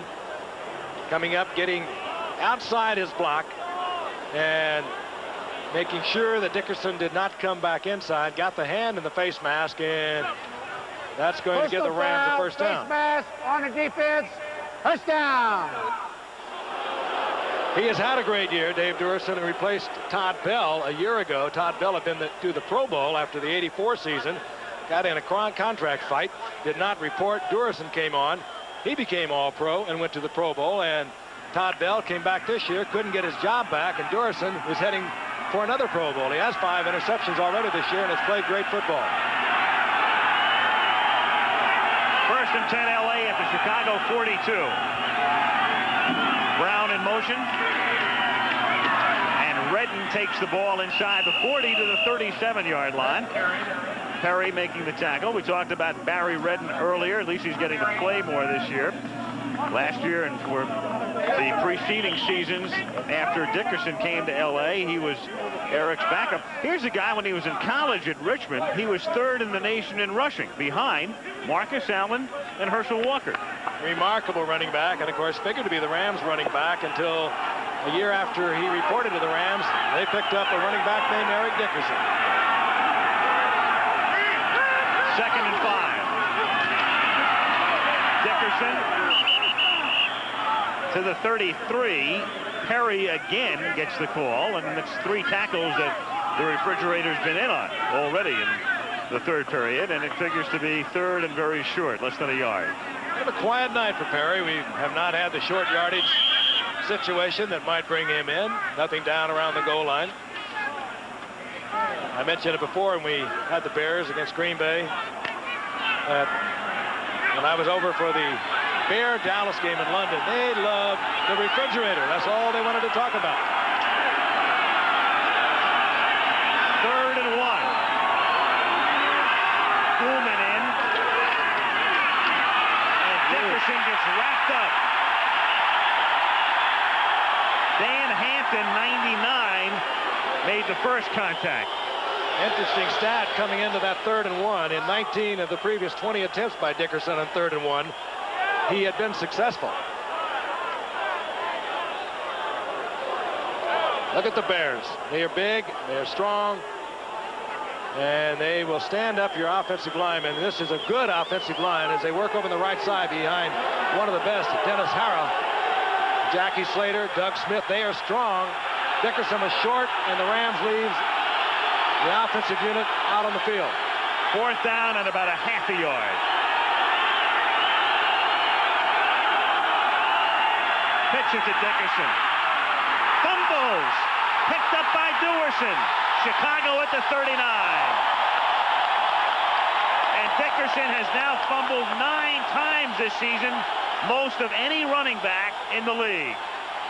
Of course, he carries it a multitude of times, more than most running backs, but he does have a high percentage of fumbles. This year, 1 out of every 26. We'll look at it again. He had the first down easily, had a good block out in front by his lead back, Barry Redden, broke it inside, hit hard, and it was Steve McMichael, probably the most underpraised and undersung of all these defensive linemen for the Bears. Foul by the defense after the ball was recovered. There'll be a 15-yard penalty. First down at 10. The big thing is they will keep the football. Again, McMichael jarred it loose. Durison was there as he has been over the past 2 years. He always seems to be the bear on the spot with the interception and the fumble recovery, along with Wilbur Marshall. 2 very opportunistic players on a very opportunistic defense. You saw the graphic about once every 30 times he handles the ball. Just so you have some frame of reference, the average NFL running back fumbles every 44 times he handles the ball. I think 1 for 30 was his career, and he's been 1 for 26 this season. Right.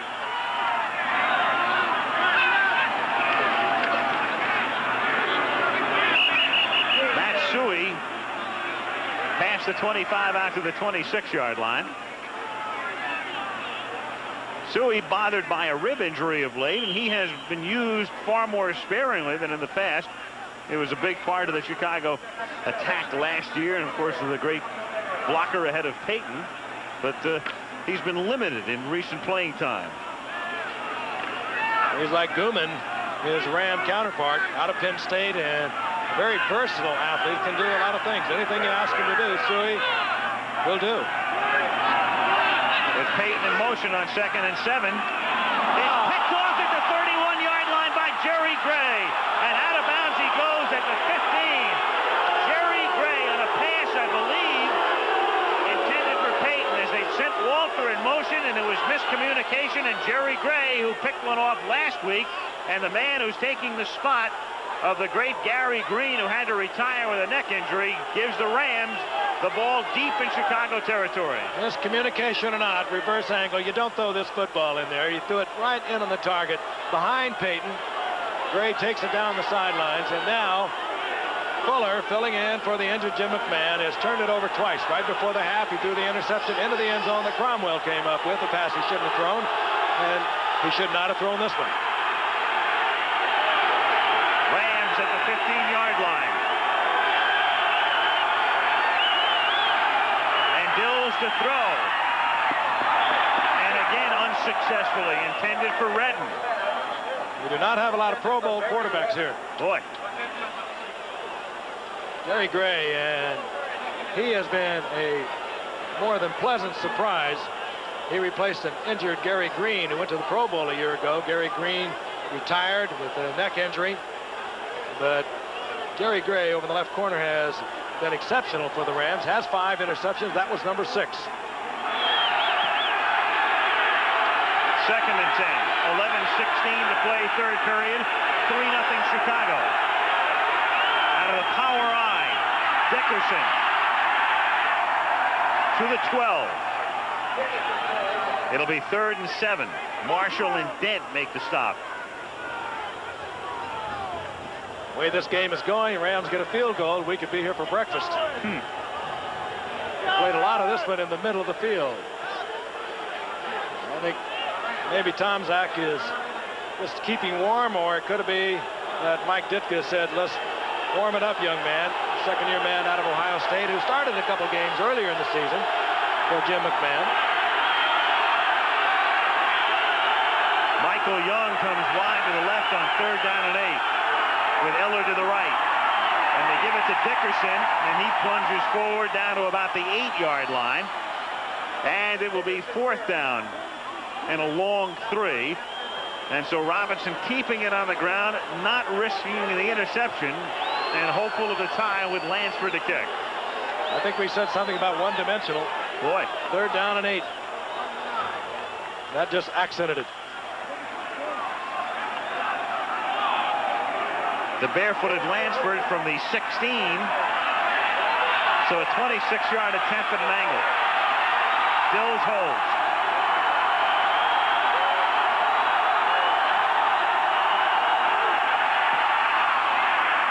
And the game is tied.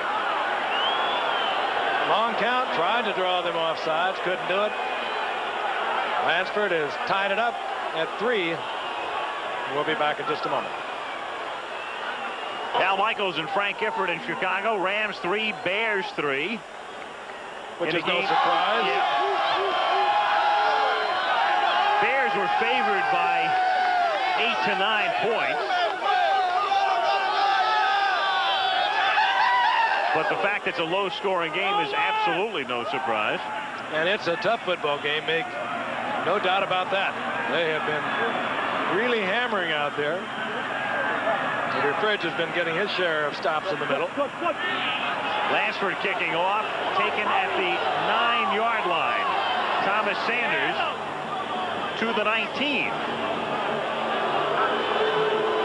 So the Rams at least were able to get on the board against the Bears. They were shut out last year in the NFC Championship game and shut out in the first half. And the crowd is booing Ditka's decision to send Fuller back in. I think the crowd would like to see Flutie activated tonight. The Chicago Bear crowd could overrun your position. They're about as wild as their football team. A lot of tradition behind these Bears. It's one of the oldest, second oldest of the NFL franchises. First down from the 19-yard line. And Payton moves out past the 25. Picks up 7. Reggie Doss and Mark Giroux in on the tackle.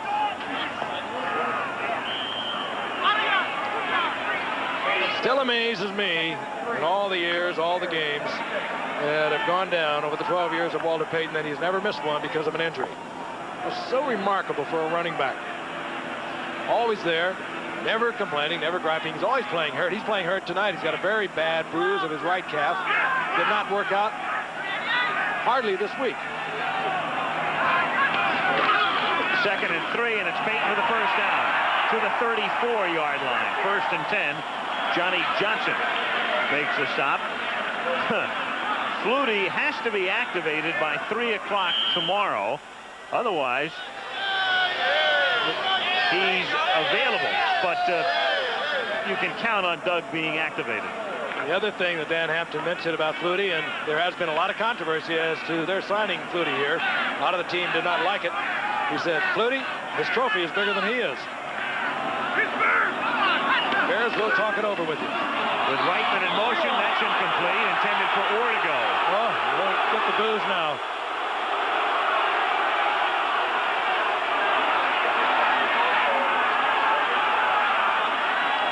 Second and 10. Eddie Hughes right there in front of Mike Ditka is the offensive coordinator.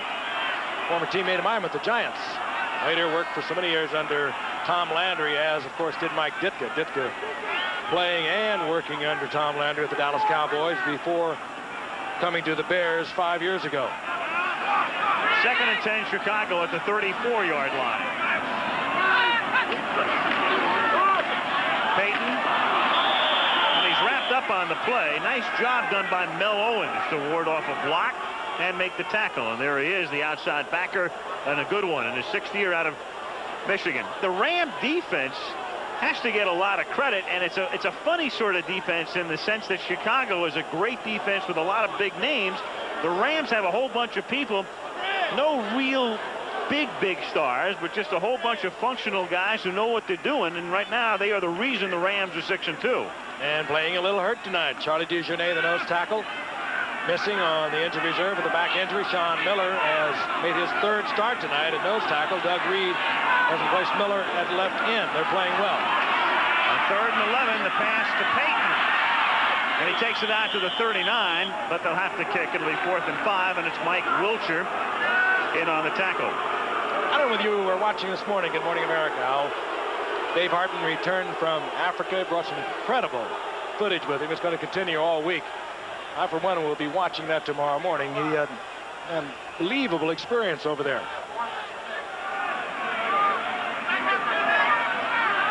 Did he find any quarterbacks? Looking for kickers. Fake. Buford drops the football, and another big break for the Rams as it's picked up by Leroy Irvin, and he goes in for the touchdown. Jim Laughlin was the man who came in and jarred it loose, and then Irvin goes in for the score. And so an interception by Gray, and then this play, and all of a sudden the Rams have stilled the sellout crowd at Soldier Field. And typical of these teams, it's the defense that does the scoring. Let's take a look at it again. Buford is back. Ball is whipped back by Larry Rubens, and Buford, looking for something to do with it, is hit by Jim Laughlin. The ball bounds loose. Irvin is there into the end zone, and all of a sudden we have a new leader. And Lansford to attempt the extra point. And the Rams, who last week scored 1 touchdown on an interception return and the other on a halfback pass, get yet another this week on a fumble return. 2nd touchdown this season for that man. 10-3 Rams. Irvin has turned into a very good cornerback. Rubens with the snap is a little offline. Buford thought it was going to be blocked had he tried to kick it by Irvin, tried to make something out of it. Lofton stripped the football. Irvin is there, takes it into the end zone, and the Rams are out in front now, 10-3. And this is the kind of game we thought it would be. Don't go away.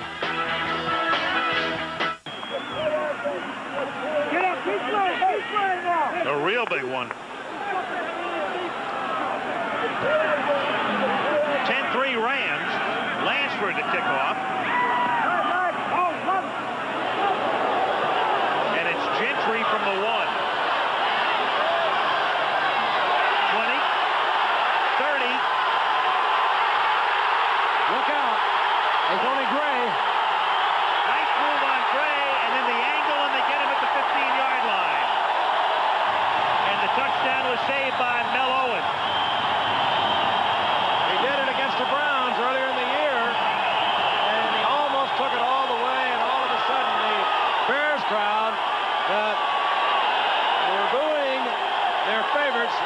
feet cheering Dennis Gentry. What a great return. A good move to get through the traffic. He got the blocking, but he set it up very well. Playing with a very sore foot. Gentry down the sidelines. There was only one man could save it. That was Jerry Gray, who turned it back inside, and then the pursuit finally gets Gentry at the 15-yard line. And now the crowd has another thing to cheer about as Mike Tomczak takes over at quarterback. And the crowd has just spotted that at the 15-yard line, 1st and 10. And he gives the ball to Thomas Sanders. And he takes it to the 10-yard line. 2nd down.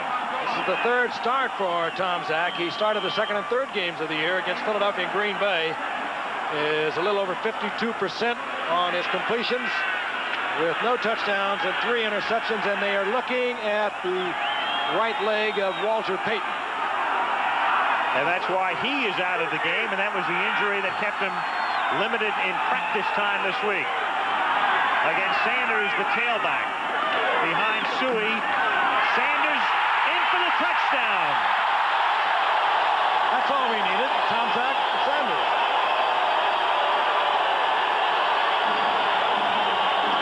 What a return of a punt or a kick will do to a football team. It just lifts the emotions. You saw it there a moment ago, and this Bear team, make no mistake about it, is a very emotional team. They are really charged up at the moment, and they just blew the Rams defense out of there in the last 2 runs, not just the touchdown run.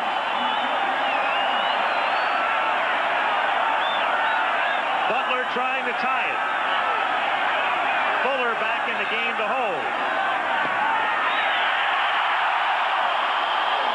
And so the special teams have caused the explosion at Soldier Field with 5:46 to play in the 3rd.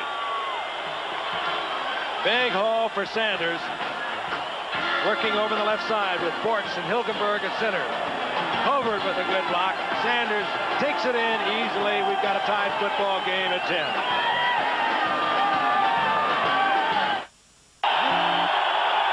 10-10 tie as Butler kicks off, and again it's a short kick, and that one goes out of bounds, as did his kick to start the 2nd half. And one earlier almost went out of bounds. He doesn't like it. Leaving it over to the right.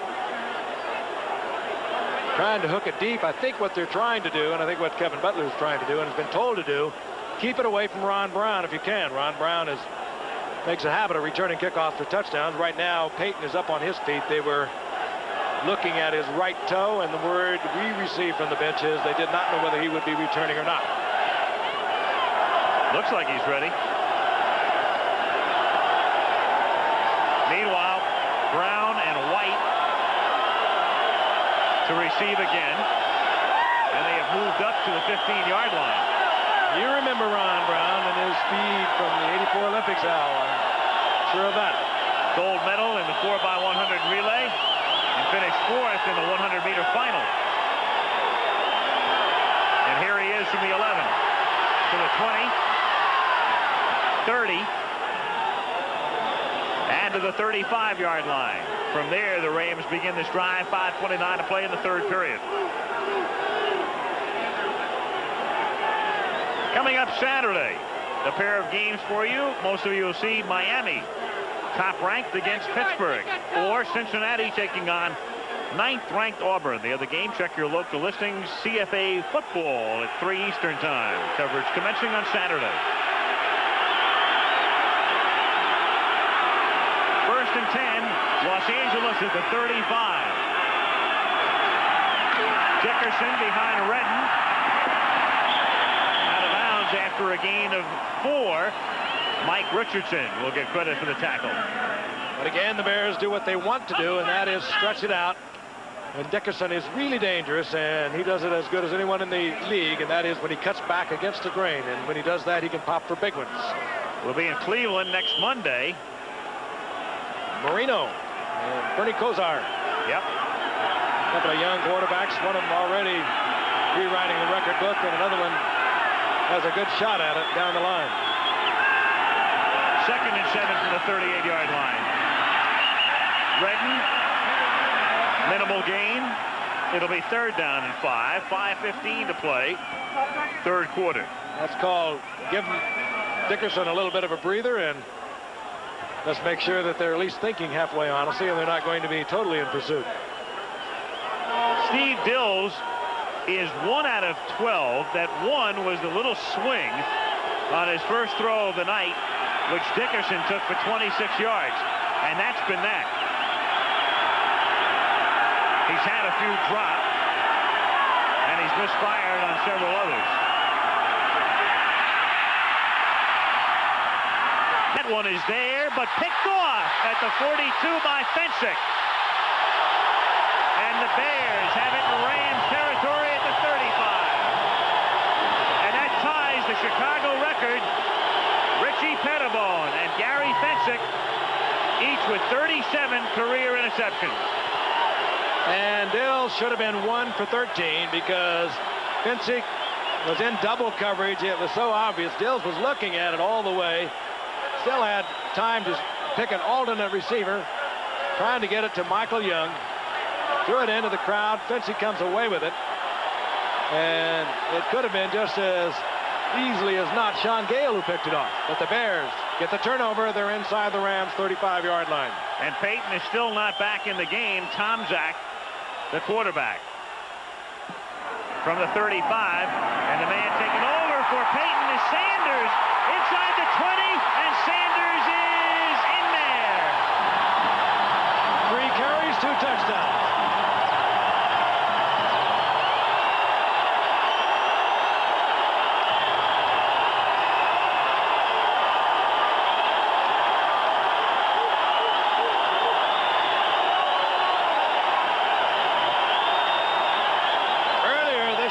Sanders had a 75-yard touchdown run against Cincinnati. He just got tremendous blocking out in front of him and then put the speed on down the sidelines, but the execution was at the line of scrimmage. Thayer was out there. Van Horn got a good block back, and the Bears had the lead again. If you didn't know better, you'd swear it was Payton in somebody else's uniform. Butler with Fuller holding. High snap, but he gets it down. And the kick is good. Yeah, the snappers on the punting and field goal unit for the Bears are putting a thrill back in it. Here it is again. Both guards coming, Ports and Thayer. And Van Horn over the right side with a good block back. Springs Sanders down the sidelines, and he just uses his quickness to take it in for the touchdown. The Bears are on top 17-10. The defense and the special teams, this one has turned out to be an explosive one. 17-10 Chicago in the 3rd period as Butler kicks off for the Bears. 4:23 left in the 3rd. And 3-0 Bears going into this 3rd quarter. Brown backs up from the 1 to the 20. 1st and 10 Rams. Neil Anderson, the running back in on special teams, makes the tackle. Word is on Walter Payton that he has gone into the locker room. They will x-ray his right foot, looking at the right toe, right big toe. And he might be able to play in the middle of the line or some parts of football. You think immediately of an offensive lineman, but if you're a running back and you're cutting and twisting and turning, you need that right big toe. 1st and 10 LA from the 21-yard line. Dickerson, gain of 5. Otis Wilson, who's been pretty quiet tonight in terms of getting a call, in on that play. Our telecast tonight, presented by authority of the National Football League, is intended for the private use of our audience. Any rebroadcast or other use of the telecast without the express written consent of the National Football League is prohibited.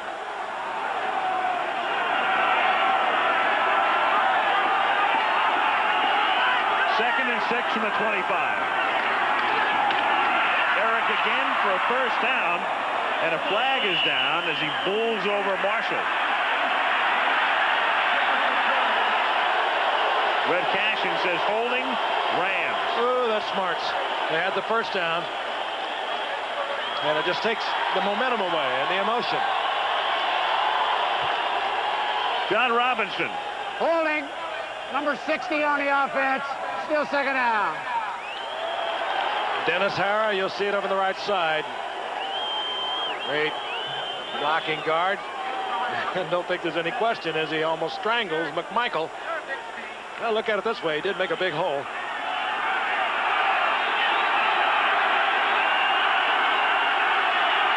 Second and 16. Kevin House is in the game, and they split him to the left. And Dills looks to the right and throws a bad pass for Ellard. And a fight breaks out. Perry and Dennis Hara. I'd pay to see that, baby. Perry about 315 and Hara about 265. Football players seldom hurt each other. Unnecessary roughness, number 72. And only Perry gets penalized. Well, they usually see the second man who gets into it. They seldom see the first one. And Perry is explaining exactly what was going on the part of Dennis Hara. He will get no sympathy. Now he's telling Gary Fensick, who's trying to quiet him down.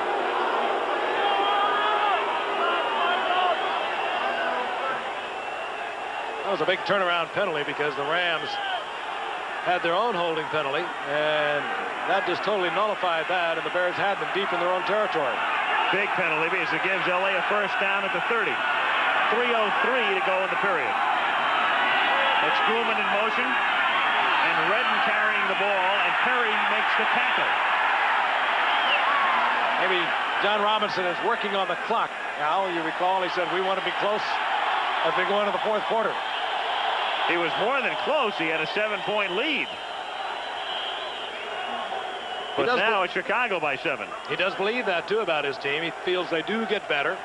He feels that his great running back, Eric Dickerson, gets better the more times he carries the football and the longer the game goes on. Second and 6.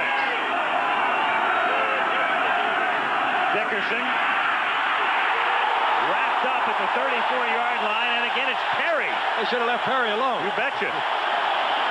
Somebody opened the refrigerator's door and the light came on. He's something. He comes right from the middle of the line. He's lined up over Newberry, gets away from Newberry, just hammers Doug Smith, the center, in the face and gets out and makes the stop. That's what they expect he's going to be doing consistently when he grows up. He's a great athlete, as big as he is. He's so quick, can stuff a basketball. Just an amazing young man. Third and 6 from the 35. Bears lead by 7.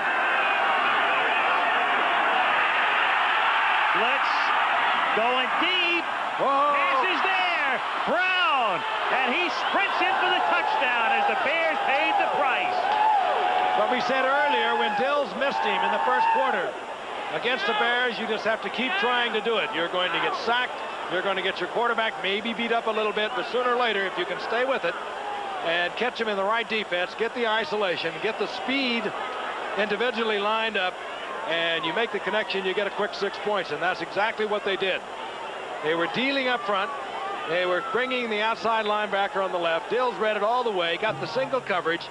It was Gale trying to run with Ron Brown, the Olympic gold medalist in the 4x100. Forget it, no chance whatsoever. Dills had that earlier in the game and just overthrew it. Longest play from scrimmage for the Rams this season. 65-yard touchdown, Lansford for the extra point. Dills holding.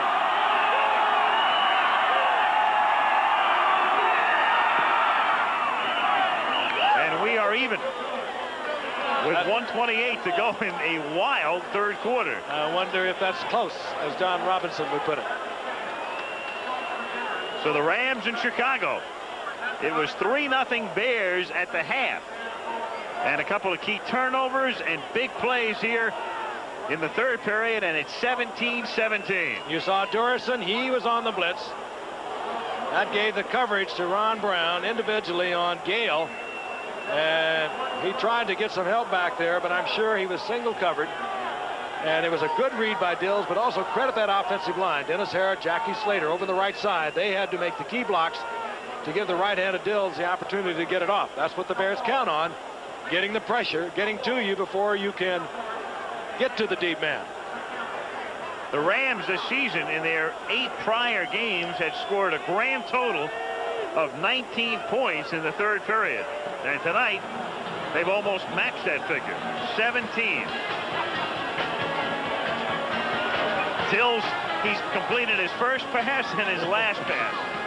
That's remarkable, isn't it? 2 of 15. And he has the Rams tied at 17.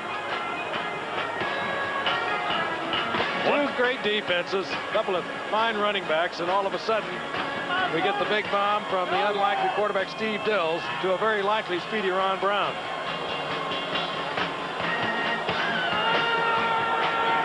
So Soldier Field is quiet again. He called his 4x100 at the Coliseum, if I remember right, Al, in '84 in the Olympics, Ron Brown. And of course he was overshadowed because everybody was overshadowed amongst the sprinters because of Carl Lewis. He's really never had a training camp. He was in the Olympics in '84, and he was injured much of last season, and this was his first year in training camp, and he did not play that much at Arizona State. And he played a lot of defensive back there as well. From the 9, it's Dennis Gentry to the 28-yard line. So he was a defensive back for a good part of his college career, and as you say, no training camp action until this year. And Dills read it right and hit him. And now Tomczak leading the Bears out again with Payton getting x-rayed. And Sanders, by the way, this season has carried the ball 9 times and scored 4 touchdowns. And that ain't a bad batting average, folks. Certainly right up there with a good average.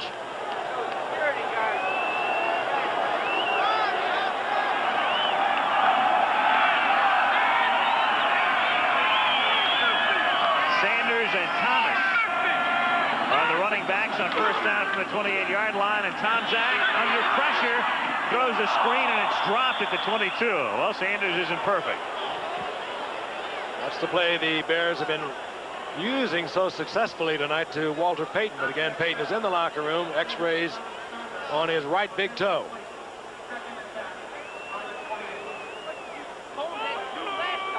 Tomczak looking over to the bench where he is getting the plays signaled in by offensive coordinator Eddie Hughes, who works in concert with Mike Ditka in calling the plays for the Bears. 2nd and 10, Chicago at the 28.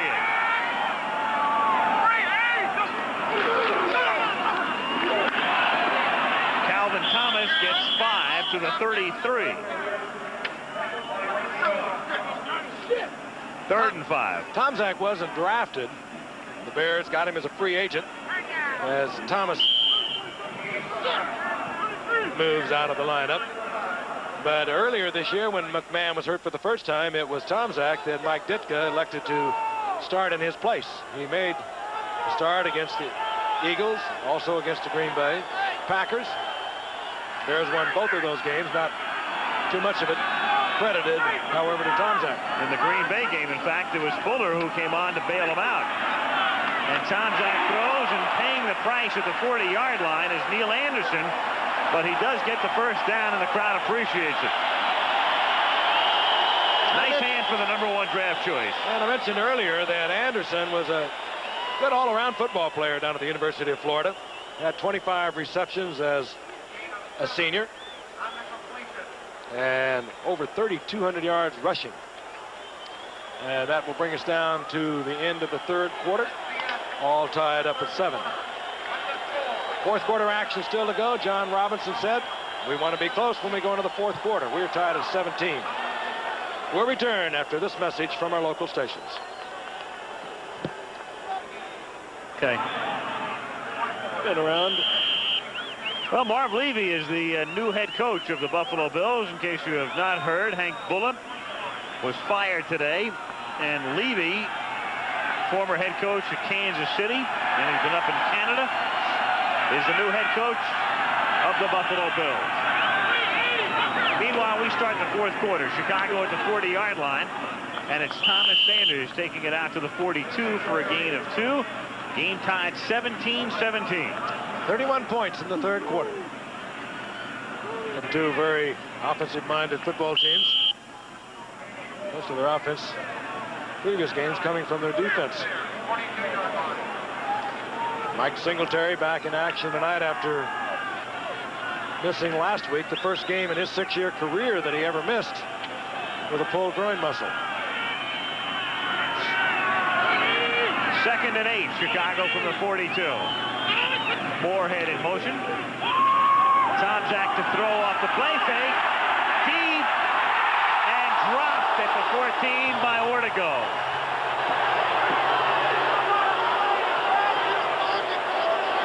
Just a little more on it. Ortego had beaten his man, Jerry Gray. Tomczak just didn't have enough to get it to him. Little bumping and colliding down deep. Let's take a look at Ortego. Started the last 6 games.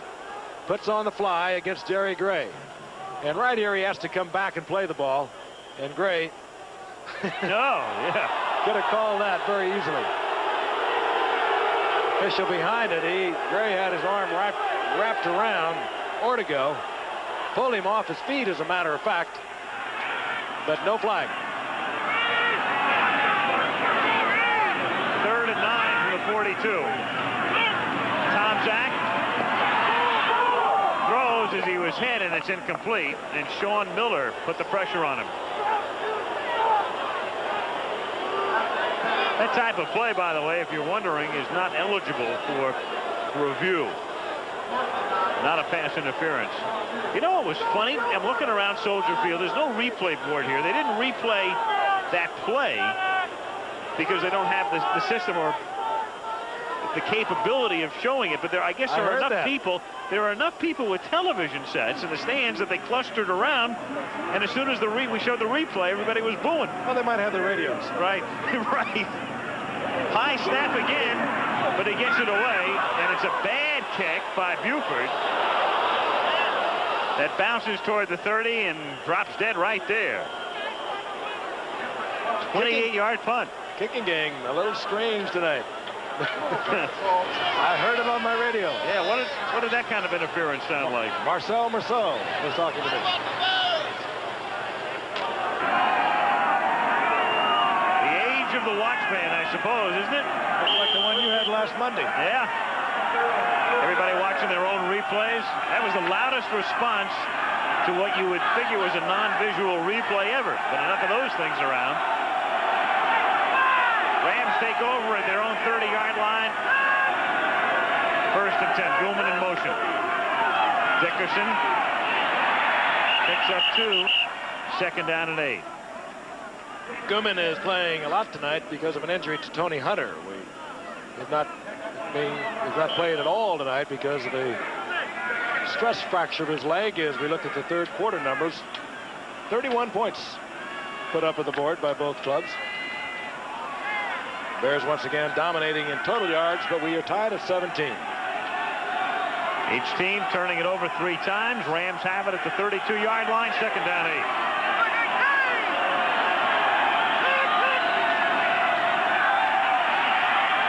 Gills into traffic and incomplete, intended for Brown, and flicked away by Richardson. Richardson was seeing touchdown. All he had to do was hold on to it. He could have walked in. And Dills hit him right in the hands.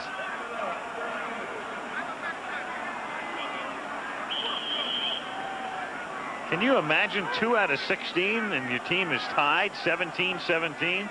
And 91 yards. That's not a bad average for completion. You're right. 3rd and 8 from the 32.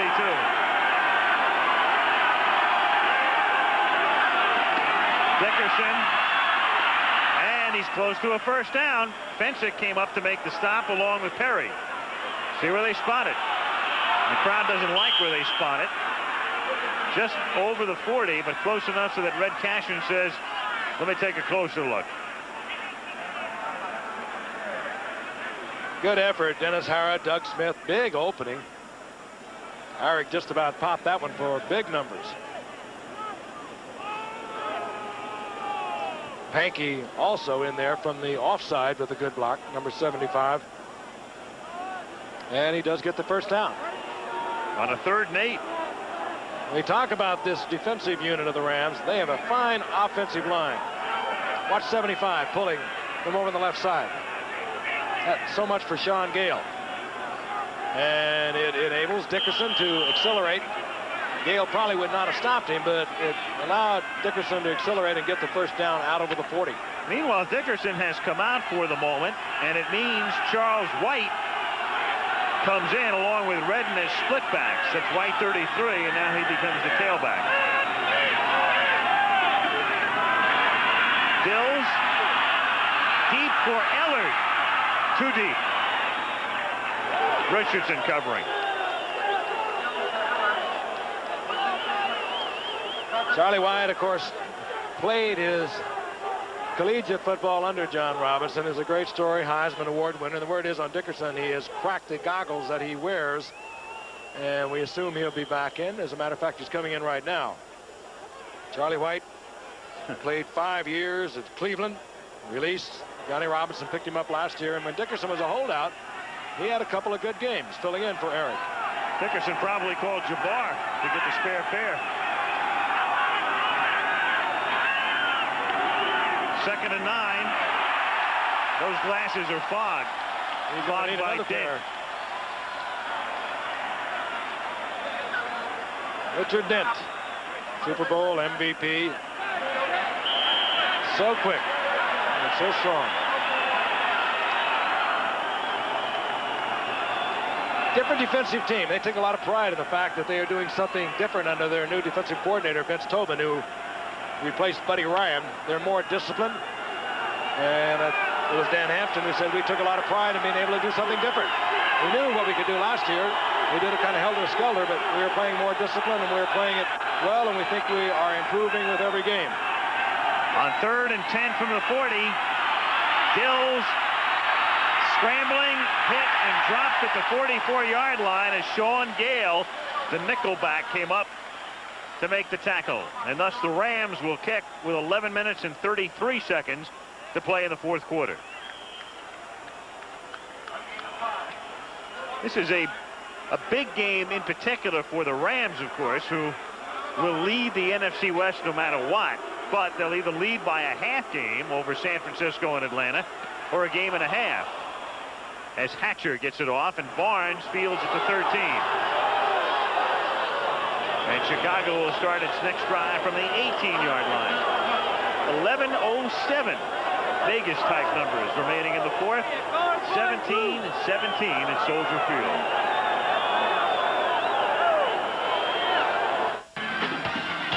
First half ended 3-0 Bears, and then a wild 3rd period with interceptions and fumble returns and run backs and long passes, and we're tied 17-17 with 11:07 remaining in the 4th period, and the Chicago Bears have the ball at their own 18-yard line.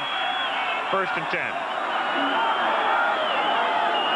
Again, Peyton back in the dressing room, and thus Sanders carries again and takes it out to the 22-yard line. 2nd and 5. Tim Fox comes up to make the hit. Sanders has a lot of speed. He really opened up the 3rd quarter. The touchdown run, a couple of them. In the first 2 out of the first 3 times he carried the football, he got into the end zone. But it was earlier in the year, Cincinnati, when he exploded for a long touchdown run of 75 yards. Very quick, and he's very fast when he gets the open field. 2nd and 5. Good protection. Tom Zach throwing goal, 43-yard line. Hit by Leroy Irvin. And the acrobatic balletic one, Willie Gault, makes the catch. Take a look at Willie Gault now. Leroy Irvin has no choice. He has to play off Gault a little bit. Gault, like Ron Brown of the Rams, has that great speed. And now Gault is being looked at. He appears to be shaken up, but he does come out of the huddle and sprints out to the left side. But you have got to, and particularly when you're man-on-man, as Irvin was, you have got to give them plenty of room, or they'll blow right by you. 20-yard gain. That was Gault's first catch of the night. Sanders ridden down the 50. Vince Newsom. Again, that was almost Peyton-like. That is the Peyton sweep right. And Sanders even performed like Peyton, dipped it in to the inside, made it look like he was coming in, and then was able to take it to the outside and get the good yardage. Texas A&M has turned out a few pretty good backs in recent times, haven't they? Just looking at Sanders out of Texas A&M, Johnny Hector. He's having a big year for the Jets.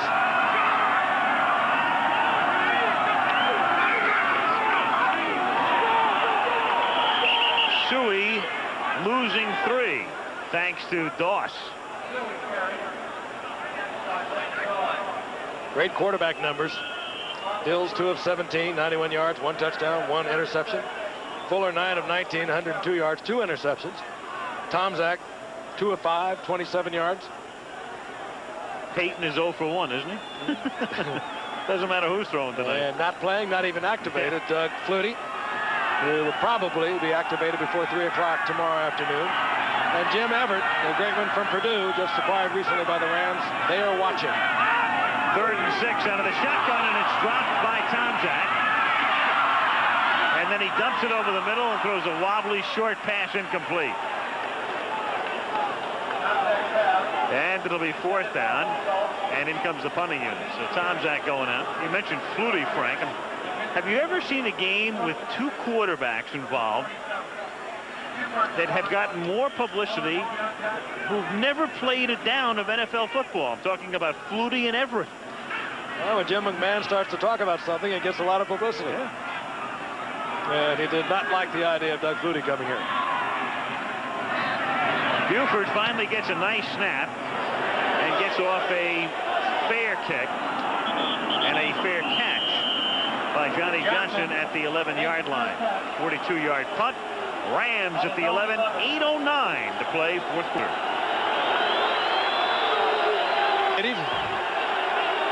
18, of course, is Tomczak. Fuller is number 4, and it adds up to Flutie, and that could well be. I'll tell you what, with the quarterbacking we watched on both sides tonight, it's going to inspire a lot of young quarterbacks around this country, give them new, higher aspirations. I, too, can play this game.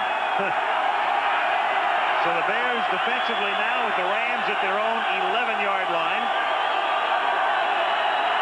8:09 to go. Koolman in motion. Fake to Dickerson. Dills going for Ellers. And batted away at the 45-yard line by Mike Richardson. Timing his leap, getting a hand on it, 2nd and 10. Again, fairly good protection by the offensive line, considering they're blocking the Bears. It gave Dills time to go up on top. He did not even have an optional receiver. If he did, he certainly wasn't looking for him. Richardson had played it absolutely perfectly. He was right there. And bats it away.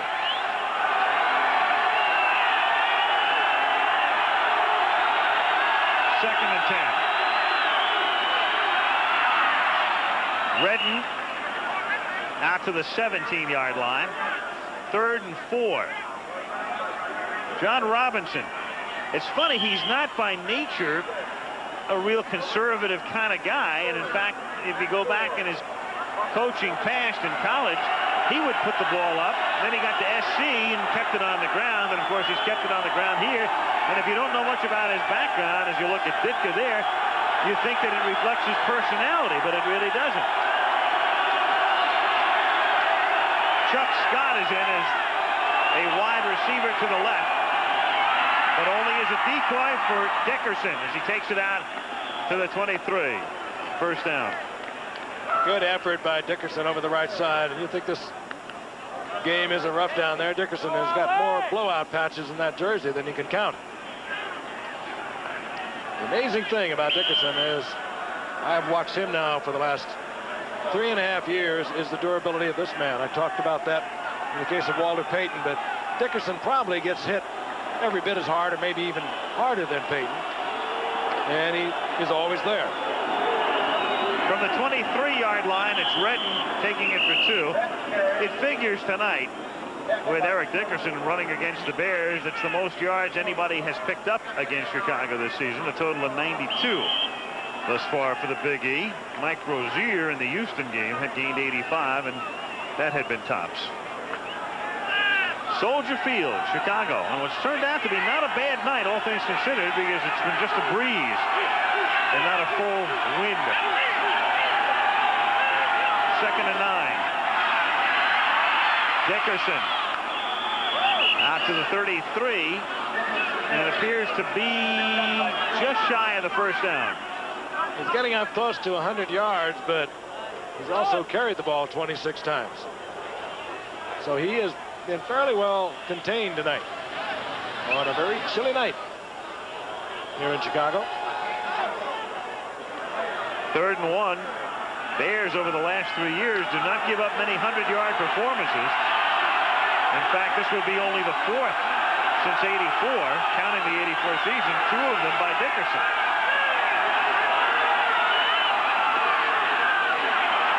Keeper. Use your power runner. And he should have it. Just needed a little more than a foot.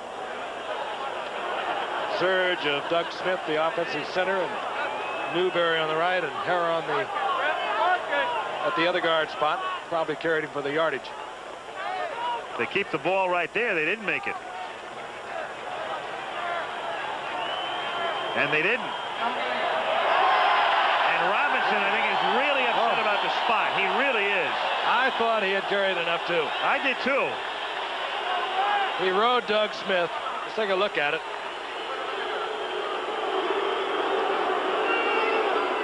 Well, now that we look again, I think it was a pretty good spot.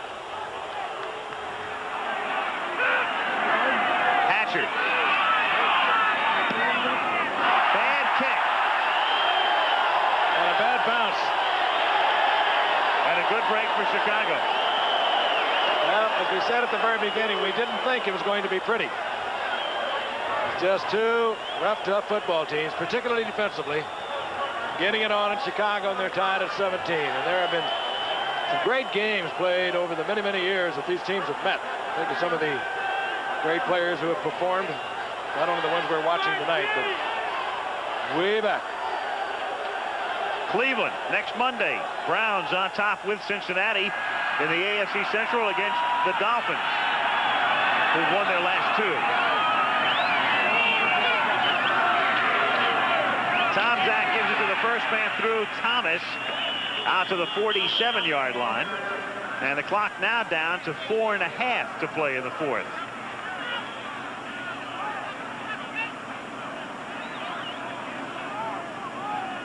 Tied at 17, and inside 5 minutes, you start to think field goal.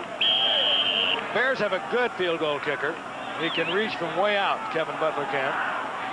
They've let him try field goals of 63 and last year and 55 this year. He was not good in either one, but he did have a 60-yarder when he was playing for Georgia against Clemson. On 2nd and 6 from the 47-yard line. Sanders, nice spin move, and takes it to the 49 of the Rams. And it'll be 3rd down and 2. And as the clock winds down, each team has all of its timeouts remaining. Sanders running well again. Interesting here, isn't it? The Bears minus McMahon, minus Fuller at the moment. There's Jim. Fuller started, and he's out. Minus Peyton. And trying to drive for the winning points. 3rd and 2.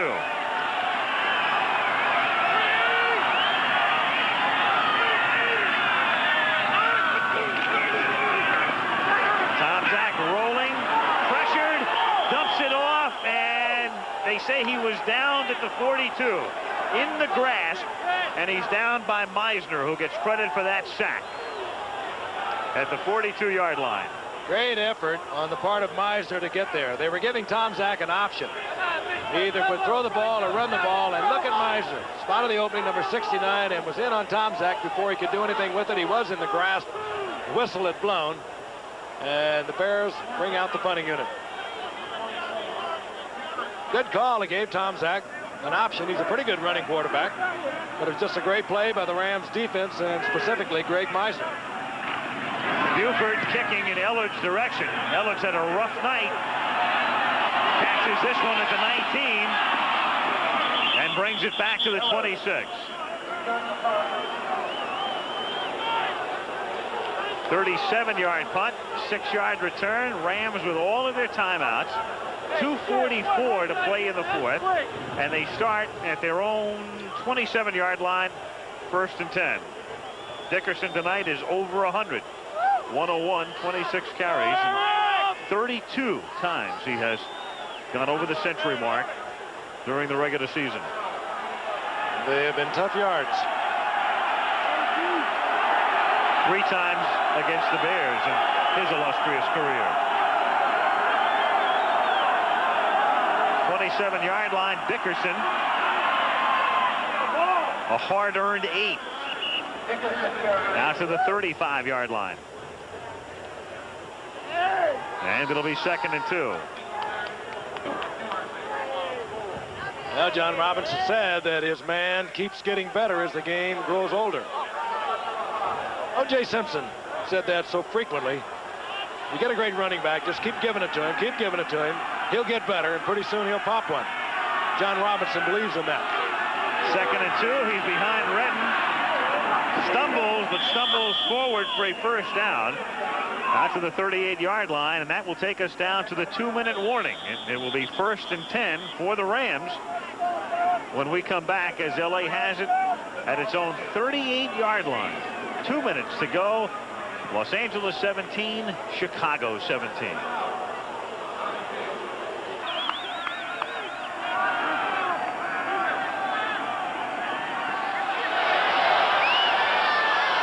Talked about the kicking ability of Kevin Butler of the Bears. Mike Lansford of the Rams has a career best of 52 yards. He's done that twice for the Rams. Goulman in motion from the 38-yard line. Inside handoff to Redden, and he is racked up. Big number 99, Dan Hampton, making the play. And the Rams elect to use a timeout. They have 2 remaining. 1983 Monday night game. That was a thriller, huh? That was one that was very memorable. Our director, Chet Forte, recalls that memorably. He left midway through the 4th period. What else is new? Hills on the sidelines with the brain trust. We asked John Robinson, and he is a very candid gentleman to talk with. Good sense of humor. Very optimistic, very lively. And we had a great visit with him today. We asked him when we realistically might see Jim Everett, because he was very adamant about not putting him in against the Bears on Monday night, as he put it. And as Al mentioned earlier, he said the Better Business Bureau would complain if he did. But he said he'd like to kind of slide him in when they got in a comfortable position. And one would presume that that would be coming up very shortly. He'd like to slide that man in Lansford for a possible field goal attempt if they get that close. Rams, by the way, leave after the game, but they don't go home. They're going to go to New Orleans. They play the Saints there on Sunday and practice in Louisiana this week. A lot of trust in your players. Yes. 2nd and 9. Dills complete at the 48 and a first down into Chicago territory as Dills hits Ron Brown. And that stops the clock. 1:42 remaining now in the 4th. I liked it. Dickerson came over and congratulated him. Shook Dill's hand.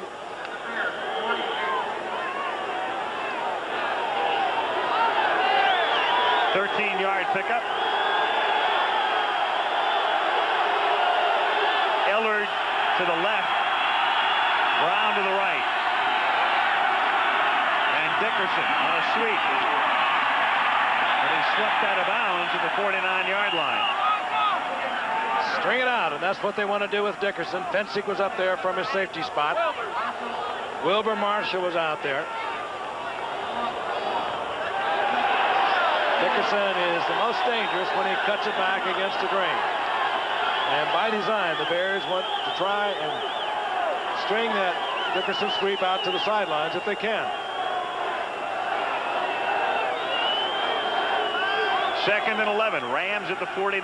Lansford, longest career field goal, 52.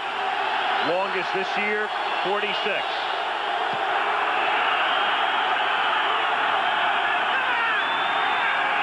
On second and 11. Bills escapes Hampton, but not Singletary. And it's third down, and the Rams take another timeout. And it's Dent taking some extra time and getting a lift from Eric. And we thank our guys up here in the booth, George Hill, our statistician, and the mayor of Malibu, our spotter, Kelly Hayes. Good blocking, plenty of time for Dills. His receivers just did not come open. He pulls it down, tries to get away, gets away from Singletary for a moment, but down he goes back to the original line of scrimmage where it'll be third down and 10. And Jim McMahon looking on, missing his 4th game of this season. And he has missed so many of them over his career, which is now in his 5th year. But when he is in there, it is a different football team. 3 out of 19.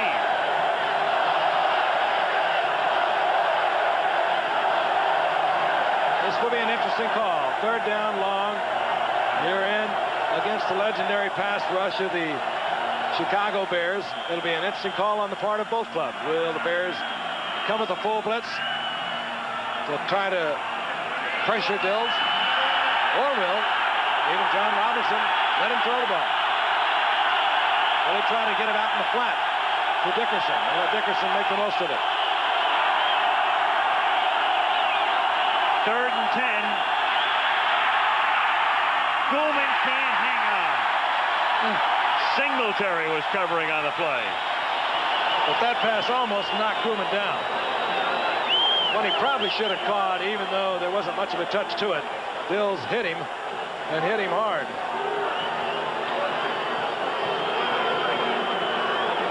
So now Hatcher with 1:23, and when the Bears get the ball, they have all of their timeouts.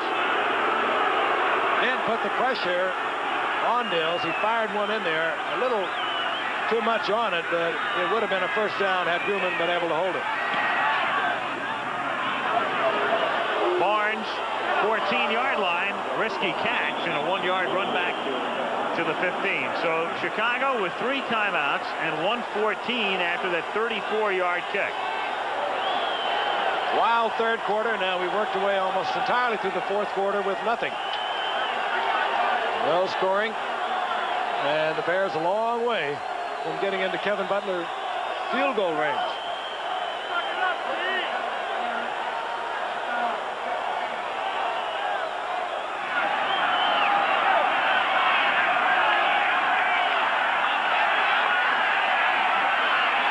First and 10 from the 15. Tom Zach firing over the middle and dropped at the 36-yard line. It's incomplete, intended for Reitman, and he was hit by Tim Fox, the 11-year veteran out of Ohio State, jarring it loose. Tom Zach had it in there. He also had good protection, plenty of time. Steps back into the pocket, finds Reitman, and Tim Fox, who has been knocking balls loose when he was a Patriot, a San Diego Charger, leveled Reitman, and he coughed it up.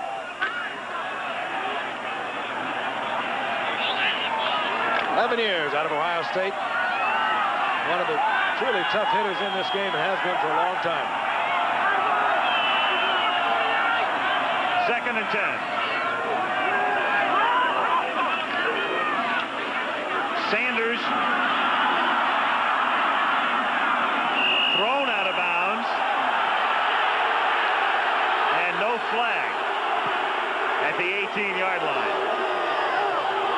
Vince Newsom was the thrower. Kevin Butler's moon boot.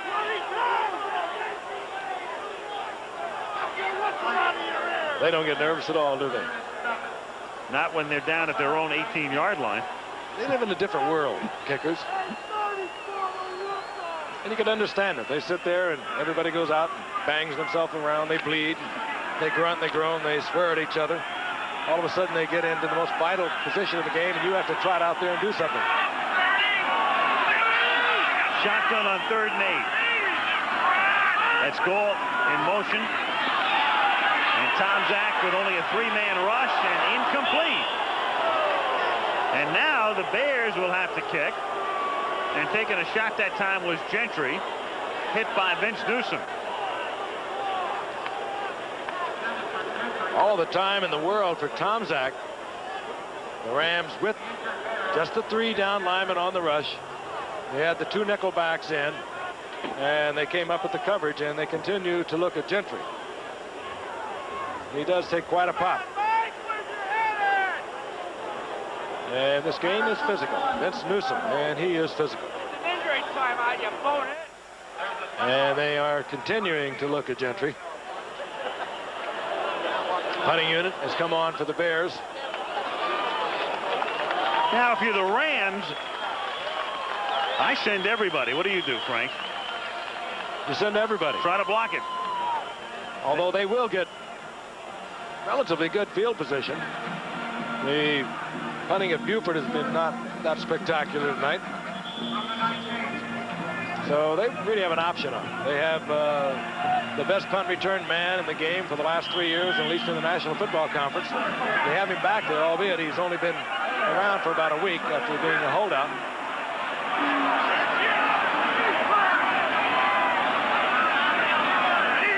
Buford standing at his 4. Good snap. Here they come, and they nearly blocked it. And the kick takes a good Chicago bounce and then goes out of bounds at the 35. And Cliff Thrift came flying in and nearly blocked the kick. 47 yards. I think he just overran it. He had great position. Watched right in the middle.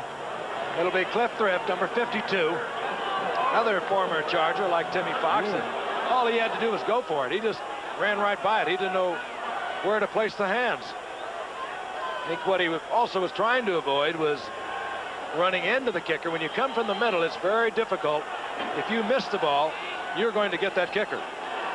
Thrift was being just a little too cautious on that. He was also trying to avoid a larynx operation. First down, shotgun, 35.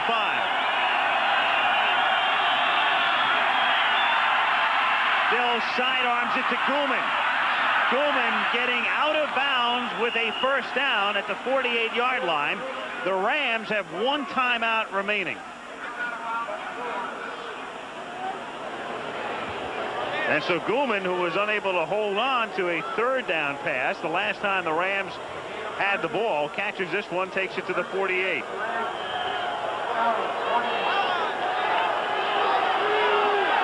39 seconds.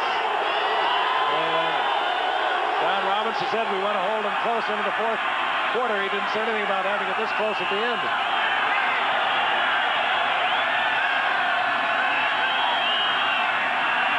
Flag down. Screen to Dickerson. 45-40, and that would be a first down, but a marker at the line of scrimmage at the 48-yard line. What a super tackle by Gary Fencer. Open field, Eric Dickerson, and it looks as though it's going to work against the Bears. Offside, number 95 on the defense. That penalty is declined. First down. Dent. 1 timeout remaining. 29 seconds. Ball at the 40. So right now you'd be looking at a 57-yard field goal. And they don't want to look at it.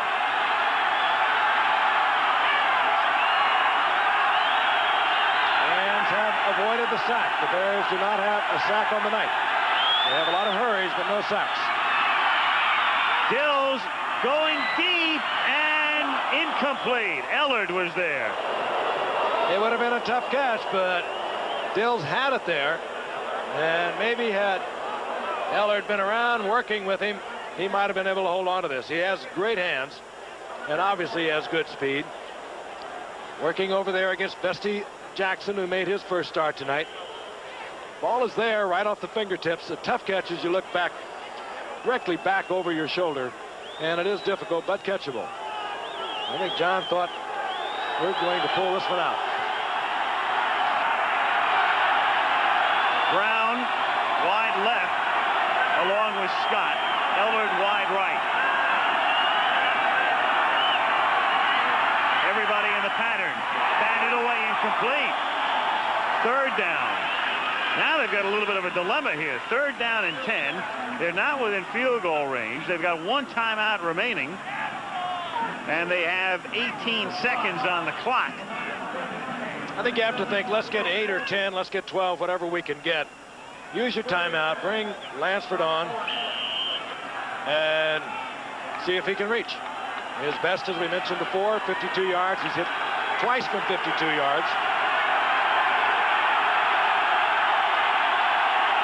And the Bears are all aware of all those things.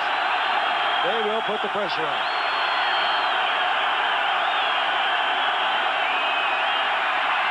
Hampton puts the pressure on. Screen to Dickerson. Dickerson takes the ball to the 33, and they'll take a timeout here. And this will mean a 50-yard field goal. Sean Gale makes the tackle. So 9 seconds left, and here comes Lansford, and they'll spot it down at about the 40. He's kicked this season a 47-yarder for his longest of the year, and then a 52-yarder, the longest of his career. One thing about when you attempt a long field goal, the trajectory coming off your foot is a little lower than it would be if you were in closer, when you can just naturally get it up much more quickly. And that, combined with the Bears' tremendous rush, the pressure they put on both punters and field goal kickers, this could be very interesting as the crowd is on its feet. Dills holding.